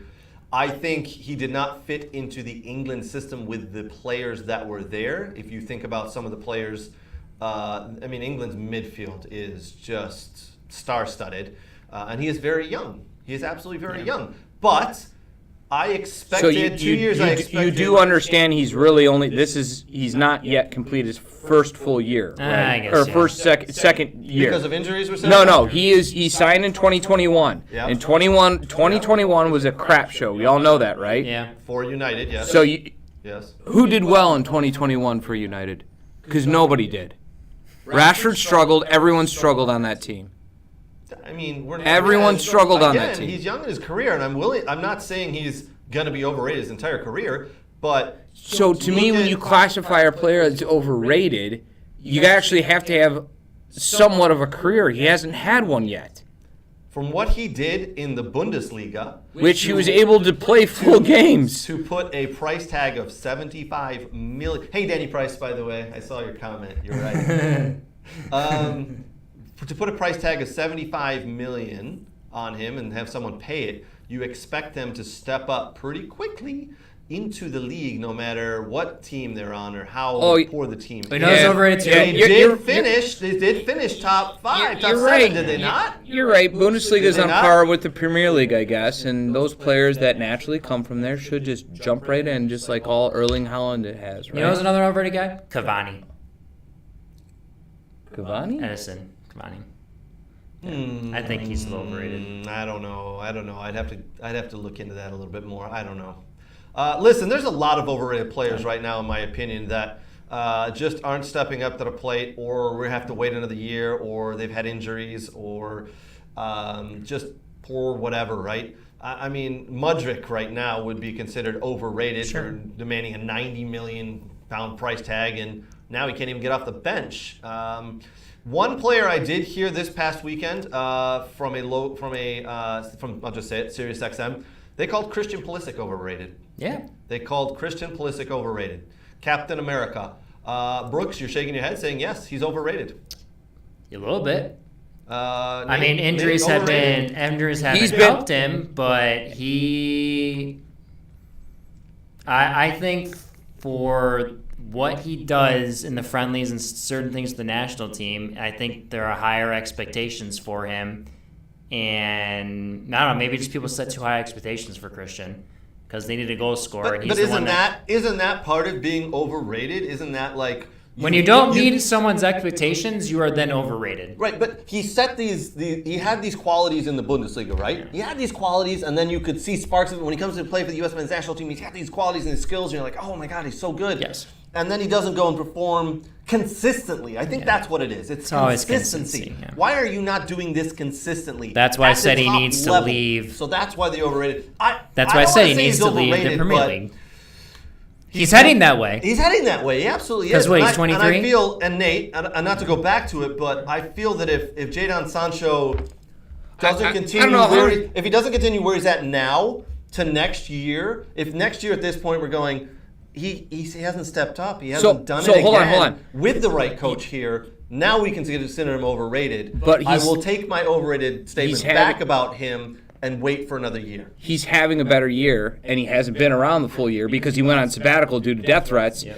He's having a better year this year than he did last year. Yeah, and he already needs to do that for another year for me to go, yeah, of course. Okay, yeah. Or, no, he is overrated. So I'm willing to go, no, but let's wait. So with because Christian Pulisic, he's in the same boat as Christian Pulisic right now. Wrong, because Christian Pulisic has been in the league far longer than him, and Christian Pulisic did not receive the same type of treatment that Sancho did. I'm sorry, I'm not making excuses, but fair. It was horrible what happened to the guy. He's not the only player who's ever received these abuse threats online, right? I mean, like, there's hundreds of them out there that have received this. To the point where he has to mentally take a break because... I mean, I'm not... I mean, it's different for the players now, but that's something I don't want to do. I mean, I'm sure Drogba and a lot of those other guys, because, England is known for a lot of racist remarks, in the EPL, the players to get some, so are the Bundesliga, right, in Italy, for sure. Drogba plays for the English national team? No, I'm just saying. Okay. Someone that's handled racist remarks in the past, and Balotelli always got him left, right? I think it's Tammy Abraham always gets him. I think it's a little different when your own countrymen are fucking saying it about you. No. Yeah. I think it's whoever because says Drogba that is a national hero in his country. He actually is. So if he's receiving a little hatred, which isn't good, no hatred's good hatred. But if he's receiving hatred in a country he's living at, Yeah, from his own. he's still from getting his own people praised. that live there. He's getting still praised back home. Where was Sancho supposed to turn to? Anyways, Pulisic has been in the league longer, in the Premier League longer than Sancho, right? Yeah, Correct? absolutely. So that's why I would look to Pulisic being the bigger bust there. And actually, him and Kai Havertz both got signed the same year, and Kai Havertz got signed for less, and I said that's the better player. I said that's the better player when he came out. All right, I'm going to ask you a little bit of a different question here. If you get to take one of those two players right now, Which one? for your team, you get either Kai Havertz or Christian Pulisic for your team. Who are you taking? Kai Havertz. Kai Havertz. Every What is single that? Yeah, I said this. Really? Because he scores Yeah. goals. And he's dynamic. Christian Pulisic at his best is honestly when Tuchel was playing him as a wingback or Lampard. That was honestly, to me, because he can get up and down across the ball and dribble inside. He is not a goal scorer. And I've said this many a time. He's not. Kai Havertz is a goal scorer. Kai Havertz can score goals. But Kai Havertz and is more creative on the offensive end. You could do more with Kai Havertz. You can put him around in different. I could play him as. Yes. I could play him as. You can kind of play Christian Pulisic as a tucked-in winger, but I could play. It's Havertz the way as they winger. approach the game going forward. Kai Havertz is very forward-thinking. He goes at players. He's not soft. That's the problem with Christian. He's soft as I can put baby's Havertz. bottom. I can put Havertz as a 10, a 9, Yes. a 7, or 11. They're both crap, and I don't care. I got to be honest, they're both a bit overrated, including a little bit of Kai Havertz. How dare you? How dare you? He's a German treasure. Yeah, Yes. German treasure, right? Just like Timo Werner. He's doing great, Leipzig. He is. He is scoring goals He again. is. He's back, baby. Nate, we don't want to go into that about the Bundesliga compared to the Premiership and how people fare. He's back, baby. Oh, I'm sorry. I didn't know Chelsea was a stable place to be at nowadays. It was. I think Stuttgart's a little more stable It than was Chelsea. 2 or 3 years ago. Yeah. when he right? started in the Champions League, It was 2 or 3 you years bet your ago. bottom. It absolutely was 2 or 3 years ago. All right, let's jump. We got a couple of things to get to. One of the things I want to get to is U.S. women's national team has been playing friendlies. They played yesterday against Ireland. That game was here in Austin. The game was played at Austin. Now I remember. Boston? No, I'm just Austin. kidding. Did you say no? Austin against Ireland. USA won 2-0, but the big story coming out of that is goal scorer Mallary Swanson. Unfortunately, I don't know if you guys have seen the picture, but horrific knee injury. It looked terrible. A little bit of a collision and twisted her knee, and she tore her patella tendon. I'm hearing that is a 4 to 6 month recovery time. She is probably not going to make the World Cup, which is coming up in 4 months' time. She has been in absolutely stellar form the last couple of months, scoring goals in almost every single game she plays. That's a horrible loss for the U.S. women's national team, who are still considered the favorites to win the World Cup again, retain the World Cup. Now I feel that they have to switch things up here and probably not going to be the favorites. Women's soccer has come such a long way in the last 4 years. This could be the one player the USA just really misses. This player could have put them over the edge, because now you've got England and Spain and Brazil and Australia and Sweden, and these other women's national teams are stellar teams. And as long as those teams can stay healthy, I think one of those 5 teams will win the World Cup, and it will not be the USA. And anything but a victory, the World Cup victory for the USA women's team is going to be considered. You're okay, Craig. Just They'll not find good enough. someone. Yeah, I don't. You'll think be they okay. will. They'll find someone. You It can't sucks. just pull It sucks goal that she got scorers. injured. They'll find someone. There's a lot of depth in the women's game in this country. Not like that. Not like that. You'll be okay. So I did see Ireland, no offense at all. Yeah, they're not gonna do very well. USA looks good, but not without Swanson. They need press. I did like that Julie Ertz is back. She hasn't actually kicked a ball professionally for 636 days, and she stepped into the game yesterday. It's going to take her probably a lot longer than what we have. She was training with she kicked the ball. I read she was training with some academy not in an academy actual players. game, right? Yes, not correct. an actual game. Not a women's game. 636 games Because she was coming off her pregnancy. Yes, without kicking a ball in an actual game, Yes. real game. I love Julie Ertz's game, though, man. I think she is a stud of a player, and there's people right now questioning whether she should even be on the team. Of course no she should questions be. here. Put her on the team. That's a leader. That is one of the world's best players. You put her into that team, provided she can get back to even close maybe even you get her back to 60% of what she was at, you put her in. She's a leader. She'll change things around. Yep.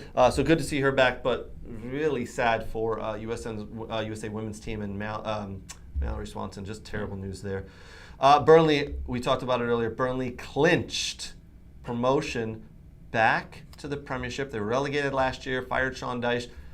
Vincent Kompany comes in and has absolutely turned that squad around. There's still 7 games left in that in their league, and they have already clinched it, so the rest of the games are just going to see out. I'm really surprised one of the big boy clubs, there might be 1 or 2 of them who are looking for managers. Oh, Tottenham, Chelsea. Why have they not interviewed Vincent Kompany? I know Pep came out a couple of weeks ago, said it's in the stars, it's written that Vincent Kompany will be the Manchester City manager at some point in his career. And when Pep leaves for MLS? Yeah, when Pep leaves for MLS, oh my word. Pep, I believe, is re-signed, so he'll be there for another couple of years still. But I'm really surprised that a big boy club who can offer not just a couple of million, but you're talking 10, 12, 13, 14 million per year, hasn't come to him and said, yes, come to us. I think Vincent Kompany, because he was with the bad times at Man City and watched that club grow, I don't think he minds being at a Burnley and sticking around for a while and trying to get that club to progress. Do you think maybe he's smart enough to say, you know what? I don't know if I'm good enough for the big time of a Chelsea and the pressure of a Tottenham yet. I need to cut my teeth with a Burnley in the Premiership. I need to figure out how to do this properly. Or is he going to do what a lot of managers do and go, I can see the bright lights, I can see the money, I'm going to take it and go. I'll answer that question. He is not Graham, Harry Potter, Hogwarts Potter. Yeah. Yes. But Graham Potter was, as we've said, he had a win percentage of like 38% at Swansea and at Brighton. There was no need for him to jump. That was a terrible hire by Chelsea. Terrible hire. And Michael Tyson, Kompany to coach USA? Vincent Kompany to coach the USA men's national team? No, just not enough. Not enough experience, in my opinion, for, as Nate said earlier, the most important World Cup cycle we'll ever go through, right? Yeah. Just not enough experience. Really?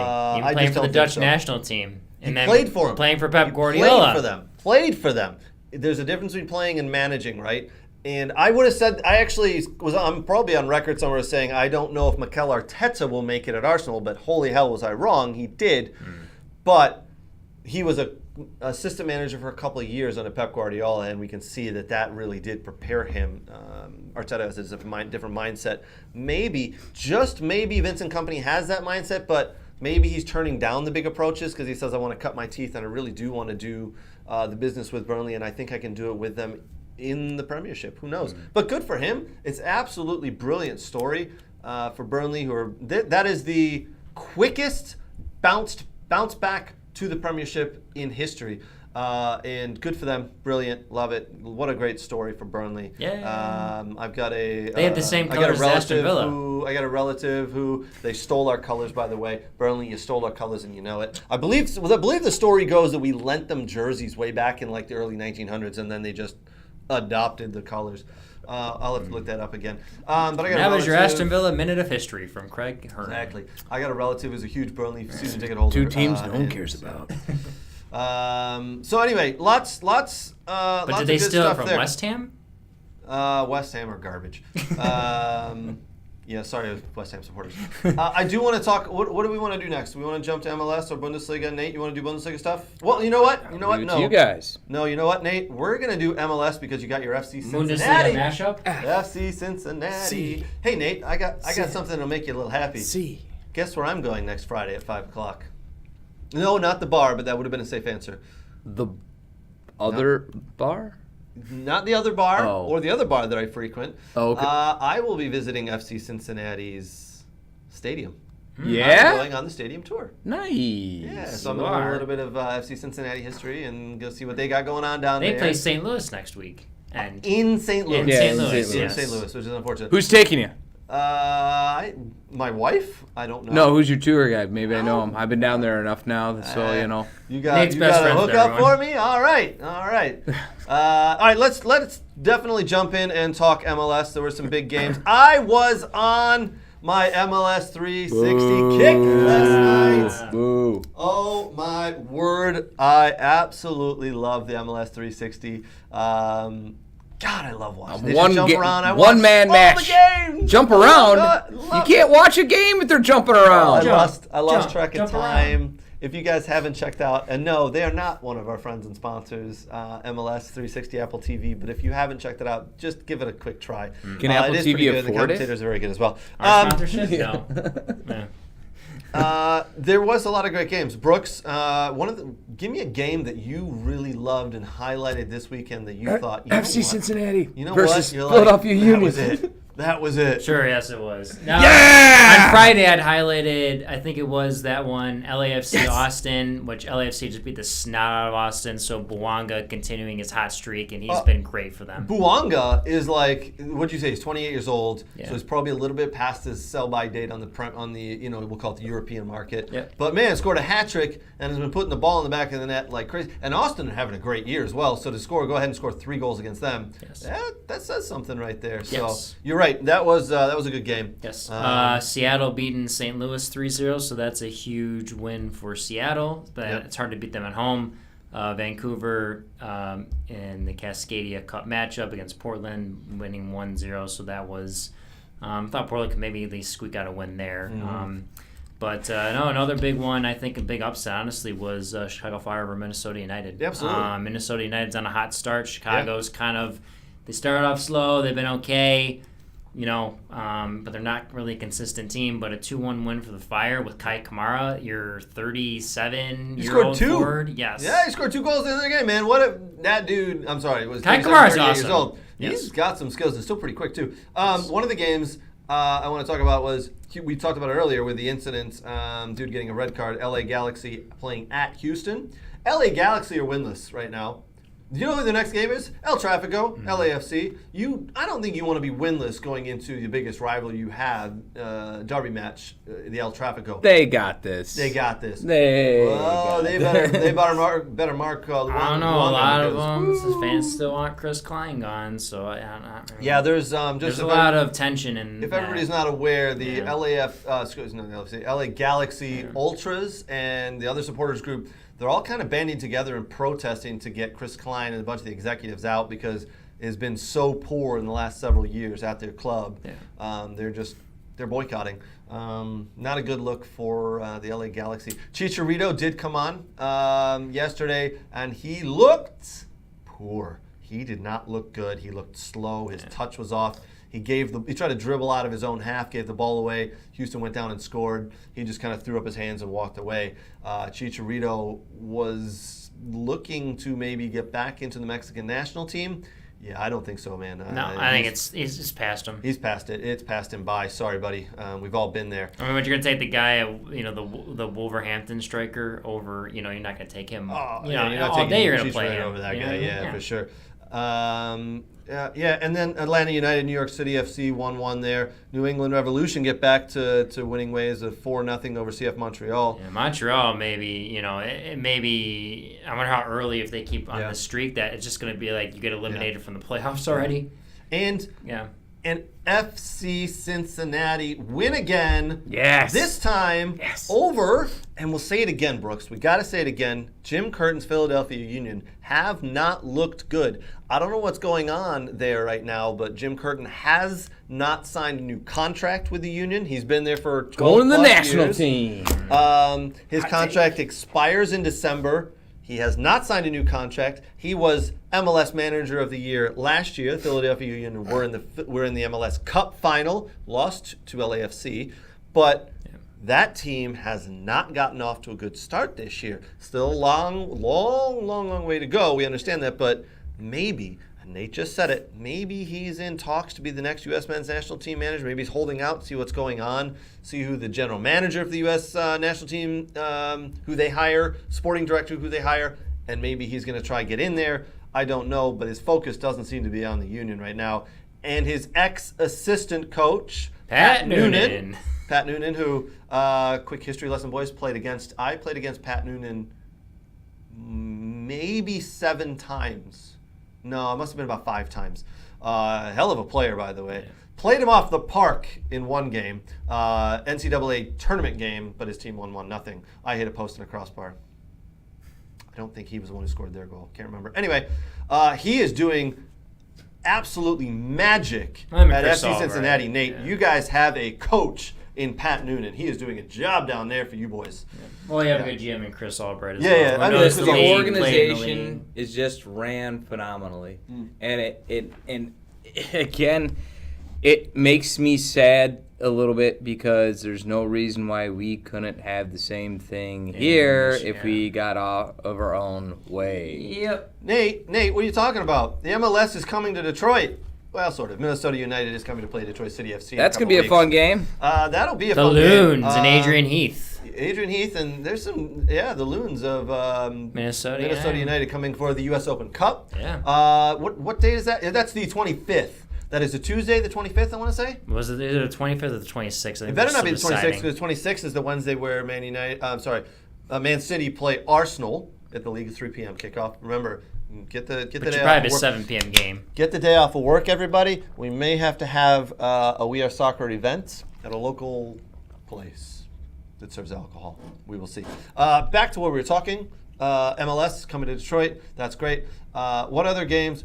Do you want to talk about some games, or do you want to jump into the news about the Apple TV and MLS? So we do that one, because you've been wanting to talk about this for a while. I kind of want to talk about it. Yeah. Okay, so, I know it's weird. And I don't have anything concrete, but the rumors were out there on Twitter that Apple TV and MLS executives from both parties were meeting. Before they met, I'll keep doing that to meet. The rumors were out there that the reason the meeting was happening is because Apple TV was not happy with MLS and the numbers and the data so far. That was the rumors. Yeah. Now, we're 6 weeks into this? Still early on. It's still very early. Now, the rumors have come out afterwards, and I'm more likely to believe the rumors that were afterwards because I'm hearing people like Tony Meola say them, that listen, Apple TV actually met with MLS to say we're happy. How can we continue to make this better? How can we continue to grow this? But we really are happy where this is going. And from my standpoint, from where I sit as just a regular consumer who loves watching soccer, I'm inclined to agree with Tony Meola and the rumors that says, Apple TV are probably pretty happy because the graphics are great, the video is great, the filming's great, the quality is great. Everything There's just is nothing superior to what they had before. There's just and never, Apple TV must be learning a ton. There's never been anything like that for For soccer. Yeah. For soccer in America. Now I'll give you an example. We do have someone in the room, and yes, we all do sit in one room. I'm not in my basement, and those guys are not in their basement. Just We're kidding. all in one room. I'm in Guatemala. Yeah. Are you? We did get someone Hmm. here to sign up for and is now enjoying the MLS on Apple TV Plus. We did. Do we not? That guy. That guy over there, Nate. Yeah. Are you not enjoying? Are you not enjoying it? What is that? Are you not entertained? You always miss my point when dang talking it. about this. You always miss my point. You said you never wanted to sign up for it. You always True. miss my You point. didn't want if to you- sign up. And if you signed up for it, there's a million other people who signed up for no. it. What was your point? You always miss my point. As someone who wants to grow the game, it's incredibly difficult to tell my kids to to go pay more watch a money. game when, by the way, this is the most expensive league to watch. I did the calculations for you guys by a monthly fee. You can add? Yes, I can. But you and can't I did spend it, But he and I can't did- subtract. And I did it He for cannot you. subtract. So He can actually, add. the Premier League is actually cheaper, and I don't think it's good to grow, even though the product is good. It's going to be difficult to grow your audience base on a paid service that's isolated.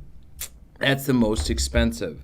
So I get That's it. my I issue with it. absolutely get And it. Yeah, maybe it's I'm hard, wrong. It's hard for me to go, hey, kids, go and watch FC Cincinnati versus Yep. But I whoever did. tomorrow. I did tell you when we They filmed don't have the when we filmed on Friday before we did the Soccer Daily. Yep. I was like, hey, there's like 4 or 5 free matches people can watch. So they are enticing people with a couple, That's 3, the 4, lead-in, 5 right? matches. That's the lead. Here's something free. Come Yes. over here and grab Plus the Ted candy Lasso and you everything want else more we of it? have. Yeah. Yeah. Plus there's Ted Lasso and the rest. Shrinking. Isn't the name of the show Shrinking? Yes. Shrinking. Yeah, that's Brett Goldstein, the Yes. the guy who plays Roy Kent. But you He's a can't writer. watch And he's Open. a brilliant writer You on can't Shrinking, watch by the way. Open Cup Check that on out. there. No, you're right. You're right. You It's can't, and unfortunate. you can't watch Premier League But on Open there. Cup's not even on ESPN Plus. Yeah, believe I it know is. that's a Is it? problem. No, it's not. They're letting teams do their own live streams Yeah. or whatever. Oh yeah, okay. So someone should really have a contract for the Open Cup and just broadcast all the games, but no one's decided to do that yet. Yes. So again, my issue is not with the service. Yeah, I know. It's I know. what's I know. going on. We know. We did have a little fun with you saying you'd end up signing up for it, and then I did. How Yeah, else am I know. supposed to watch I know. FC Cincinnati? But all right. So back Brooks to want to give me his login. Yeah, back to the original point at hand. I do feel that I haven't seen it, but I'm sure the data is there that shows the MLS is growing under Apple TV, and because of the quality of the product, even the commercials are better. I don't know. You can have that data if it's actually growing, because growing would imply you'd have to start somewhere. This year would be his first season. Yeah, you really can't tell after the year. You can't until after the year next year. Agreed. You know. Agreed. And it's impossible, but you do know that. Listen, if I buy into something, I'm going to have expectations of where it's going to be at month 1 compared to month 6, right? And Sure. then my following year. You would So hope that it'd be you'd be no less than where it came Kind of from. like a quarterly, the quarterly statistics you're and doing. you gotta think that the MLS has probably hit the marks for Apple TV, or hopefully anyway, because we have heard the rumor that it is out there in the contract that says Apple TV can quit the MLS at any point, which would be devastating. So anyway. All right. So, anything else on the MLS, Brooks? What other news we got? Oh, there was. Okay. Sorry, I'm jumping back and forth here. There was an incident yesterday in the San Jose and Red Bull game. Yeah, the San Jose Red Bull game. There was an incident. It's being looked into. A racial remark was made. I thought we were kind of beyond this, especially in the league here in America, but. Unfortunately, it's going to be looked into. There's a full investigation. There was a whole 21-minute delay in the San Jose Red Bull game because of this. Yeah. A player said a racist remark. Nothing could be proven at the time, so nothing really happened. But I thought we were past this, on the field type happening. But apparently we're not. There's more to come on that. I think we hold off on reporting on that right now until we know what's going on. The players have been named. But anyway, Brooks, anything else you want to chat about in MLS before we move on to Bundesliga? No, I mean, we had GA Cup this past weekend, or from April 1st to the 9th, so it's a big event that all the MLS academies partake in, and they bring in some international clubs, and it's like you essentially play, it's almost a match every day, but it's a 60-minute match. Yeah. You get a lot of guest players from, other non-MLS Academy teams will play with certain MLS Academies. Anyway, so that wrapped up yesterday. That's just 15s and 17s, but that's the big one. And then MLS Next Flex coming soon. And then at the end of the summer, that's when you get the MLS Next playoffs. So then that's happening. Lots of youth MLS stuff happening. Which, MLS Next Pro kicking off as well, the third division. So that's been kicking off. MLS is all over the place. But listen, give it another 5 years, if these leagues and this stuff continues like this, kids are going to be so into the MLS that it's going to be nutty. The league is doing something right. Speaking of a league that's done some stuff right, let's jump to the Bundesliga. Nate? Bundesliga chat time, my friend. When it's late at night and you ran out of stuff to talk about, it's Bundesliga chat time with Craig and Brooks. And you also you ate all your Easter candy and you need something to do. Yeah. Craig and Brooks. All right, you want to jump in and show the table? You want to talk about some of the matches? What do you want to start, Nate? Just bring up the table, do both at the same time. Two birds, one stone. So, the team to be watching actually right now has been Leverkusen, who's been rolling under, basically has won 7 in a row in all competitions under Xabi Alonso. Seems like he's really taking that team by horns, and they're doing great things. There's Up to 6th spot right there, man. They're rocking. They haven't lost in 7 games here. They haven't lost in 7 games. Yeah, 7 games all unbeaten competitions. Wow, good for so them. they're rocking and rolling, and they're really ones to watch. And what he's doing there with the team he's got a solid team. And so he's making it click, and it'll be interesting how they roll out through the end of the season. So the 2 big games were Dortmund against Union and München against Freiburg. So basically 1 playing 4 and 2 playing 3. Dortmund won, beating Union. München only won by a goal, but dominated statistically. And this was the game that Bayern lost Against Freiburg? Freiburg. No, they won. D- They won 1-0. the other day yeah. in the cup. In the They just cup. gotten beaten Yes, by them. yes. And all of a sudden, so they just got beat 2-1 in a last-minute goal Yep. by Freiburg in the, Yep. in the Pokal Cup to get knocked out of the Pokal Cup. Yep. And who do they have to turn around and play the very next match? Freiburg. In the league, Freiburg. So you're thinking, ooh, this could be really good. And they- Tuchel got his stuff together. They there for that rocked game. them. I mean, they dominated possession, 67%. The XG was 3.55. They had Yep. 22 shots, 8 on target. was only a they single just, one-goal game. just peppered the shit out of them. Yeah. So, Freiburg did something good to keep it only at 1-0, right? yep. When you go to Freiburg you want good fried food from Freiburg, right? Anyways. My And joke. onward. And so, they're in the Black Forest there, buddy. Freiburg is difficult to play at home, so it was a decent win from him. And a lot of people think that they're still going to slip up somewhere in the league, that they're not out of the woods yet, and Dortmund's only 2 points behind, and there's plenty of the Leipzig looks like that trap game, or even just a weird Bremen match here down the line could set them ablaze, and then Dortmund hopefully going forward. Gladbach played Wolfsburg, so one Joe Scully for you USA fans was doing good until he came off the field injured with his knee. Padres got in for 31 minutes with Wolfsburg and actually performed decently, but Gladbach ended up winning that game. The game of the week for German fans was Stuttgart versus Bochum. The new manager in charge, Hoeneß, not only did he win in the Pokal Cup, and we'll get to that in a second, 1-0 away at Nuremberg, so that was his first win. He went in away. Stuttgart has not won away. I figured this was going to be a loss. Ended up winning 3-2. He did this wild, crazy idea, Craig. See, there's a player. Wait. Wild and crazy ideas on the soccer field? Is it like, this must be groundbreaking. Everybody, get pen, paper. It's All crazy. right, let's go. So Barros Sosa, who's a Croatian national team player, has been tied with many actually Premier League clubs. He's one of the best left backs in the Bundesliga. Probably will not be there next year. Vertonghen I'm listening. and I'm Vertonghen listening. better than Guerrero. Guerrero's a center back. He's Dortmund? yeah. They moved him to center back?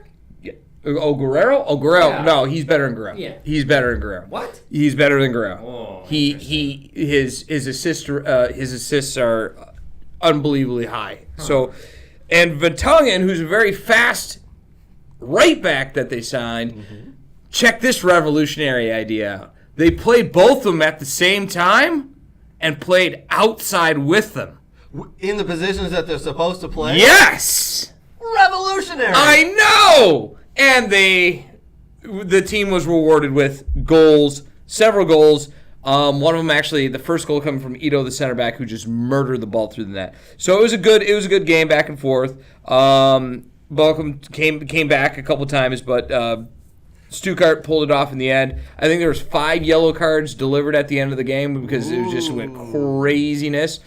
Crazy hot and heavy. One of the players undercut the center back when he was going out of bounds, and the center back decided to, whisper sweet nothings in his ear that came close to a headbutt. And, he got yellowed, and then a whole bunch of people kind of came off and got yellowed. So anyways, that 6-point swing actually pulls them out of automatic relegation into the playoff spot, and 3 points behind. They're doing good. Let's pull up the table again. Most importantly, though, not only do they now are set up, because I thought they were going to lose this game. They're set up to hopefully hang on here and maybe even go forward. And So you're telling me you feel confident about your team now? no, Oh. because I'm a negative person. Never. Yeah, actually, I do. So the magic number, we've talked about this, is 35 to 40 points. They have to play Dortmund, which will be a loss. They have to play Leverkusen, which will be a loss. You're telling me that the magic number is 35 to 40 points, that margin. Yep. Your Yep. team currently sit with 23 points. Yep. Right now, and hold on, before we move too much more forward, I get where you're going. Sorry to cut you off, but I do want to explain to everybody watching. Listen, in the German Bundesliga, they do it a little bit different. Let's put the table back real quick, as you can see. All right, the 18th and the 17th place team are automatically relegated. The team that finishes in 16th place plays the team that finishes in 3rd place in Bundesliga 2, right? They play is it a home and away or is it a one match? It's home and away. It's a home and away. So you play the home and away, and to determine who's going to be that third, who's going to be taking that 3rd spot. Yep. So the Bundesliga 2 team could beat that 16th place Bundesliga 1 team, and then they swap spots in the leagues. I love it. It's brilliant. I don't think it's better than the EFL piece, the playoffs, but I do love it, Nate. So currently your team sit in 16th, Yeah. and they could play whoever right now is in, whoever finishes Right. in Heidenheim? in 3rd.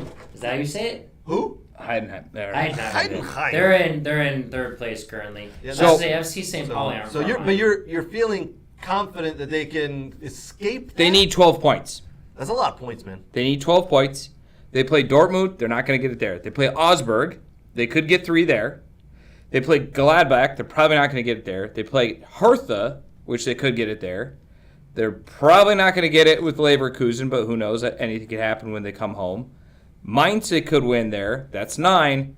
Ending it with Hoffenheim. They're 1-hour neighbors that have to come home. That's 3. That's your 12. And that's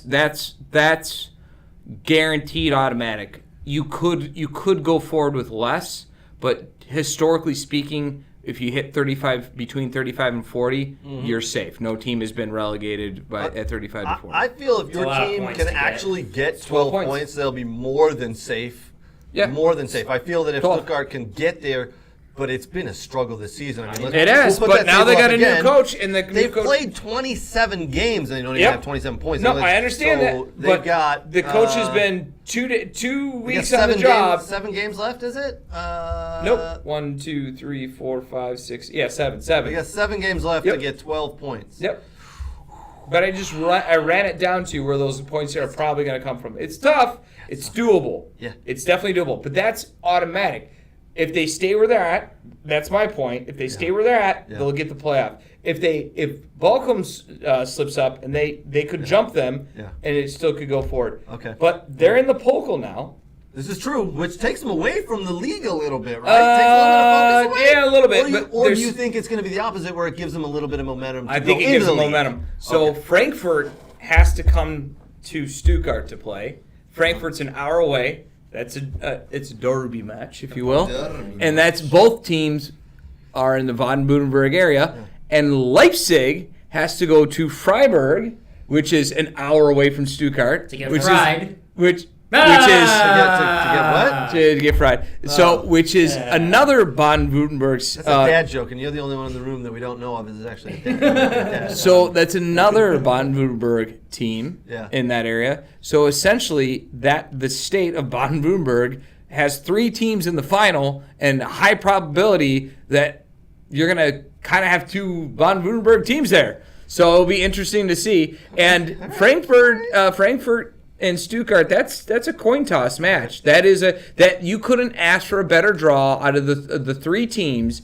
Frankfurt is the most likely to beat, and to have them come to your home, it sets them up. It sets them up nicely. Okay. So we'll see. All right. All right. I got a question for you. After all that, I get it. Yeah. Let's jump in. Let's kind of segment it with Yeah. what we talked about earlier. Yeah. Actually, Brooks, I do want you to answer this as well. More likely to happen at the end of the seasons. More likely to happen. Stuttgart's safe, avoid relegation, or Aston Villa finishing in the top 7 and playing in Europe next year. More likely to happen. Which one is more likely to happen? Villa finishing in the top 7 in the Premiership and heading to Europe next year, or Stuttgart avoiding relegation? I'm sorry, Nate. Villa top 7. Well, they're currently I looked in that at your spot, schedule. right? I disagree. I looked at that schedule you guys have, and that is really difficult for a team that drops games where they need points and. I disagree, because here's the thing. All we have to do is make it to the playoffs, and we play the team below us, Hertha, and other teams. Now, it would be nice not to have to play in that, but I think Stuttgart gets out, hopefully gets out, and Villa finishes ninth. Villa have Newcastle, United. and United still to go. I'm hoping United are preoccupied with their other competitions. They can't be. Newcastle can be beaten, but man, they are a good team, and I think we may have to go up there. You have to play Newcastle, Yeah. Brentford, Fulham still has something, even though they've been struggling. Without Mitrovic, that team is not the same team. That's true, okay. Brentford, Newcastle, United, Wolves, Wolves are winnable. That's a derby match, so that's winnable. They haven't been playing very well. But, Tottenham, yeah. Liverpool, and Brighton. I'm sorry. Yeah, I mean, that's I 3 or think the 4 Villa top. thing is more realistic for me. Because am I the Portugal's in the deciding spot. factor on this? Because I'm No. And the It's- teams below, the two teams below right now, just so you maybe didn't know this, Brooks, Yeah. Brighton has, my Seagulls. Villa has 2 games on them, and they're 1 point ahead. Yep. And Liverpool has 1 game behind, and just wins out of those could propel just those 2 teams winning and nothing else happening. Villa drops down to 8th. You guys aren't wrong. My prediction at the beginning of the year, or hope at the beginning of the year, was just to finish in the top 10. So as long as we can do that, it would be great. In a bonus, it'd be great if we finished above Chelsea. We are going to get going here in a second. I did see a message that said, did I miss the discussion about how all the top MLS youth academies beat all the top European and Mexican clubs this past weekend down in Florida? No German teams were there, you're right. The MLS youth academies did very well down the there. GA Cup, yeah. Yeah, the GA Wait a Cup. minute, they if did no very German well. teams are there, then they're obviously not the top youth academies. Well, If debatable. you're, well, Debatable. actually, wait a minute. But- the Bundesliga is the youth academy in Europe. Yes, you're not wrong. We maybe that's something we needed to focus on a little bit more. We talked about it for about a I mean, minute there's there. Monterrey, Real Madrid, Palmeiras, Club America. And the MLS youth academies came on Manchester top in most of United. those divisions, right? Did they not? Now, what we did say was we don't feel that the European clubs Brought sent their every- full youth academies. They sent Arsenal was there. bits and pieces. Yeah, But it was a that's- good showing from the team. Yeah, absolutely. You know what? There's a lot of. Listen, if our network was a little bit bigger, maybe this time, next time this happens, we'll go down. But there was a lot of people there. Tom Bogert, among many. Yeah, the others. guys were Your calling friend them. Tom Bogert. Yeah, my good friend Tom Mr. Bogert. Mustache. Yeah, God, Mr. what a Mustache glorious himself. mustache. Good dude. We'll probably need to get into that next time a little bit more. All right, boys and girls, thank you very much for joining. Do us a huge favor, and if you're listening to this on Spotify or Apple and your podcast, do us a favor, give us a 5-star review. We very much appreciate it. Thank you again to Soccer World. You can find them at soccerworld.net for all your soccer gear needs. Thank you to Next Level Training, Aaron, Scotty, Renato, Dylan, the boys of Next Level Training, and all the guys and girls that they have there. Thank you very much for the help. We very much appreciate our friends and sponsors. Nate, Brooks, it's been another eventful, fun We Are Soccer. And listen, Fried food and Freiburg? I hope you guys had a great Easter, and we will be back next week from us here at the We Are Soccer Studios. So everybody, thank you again. Happy Easter, and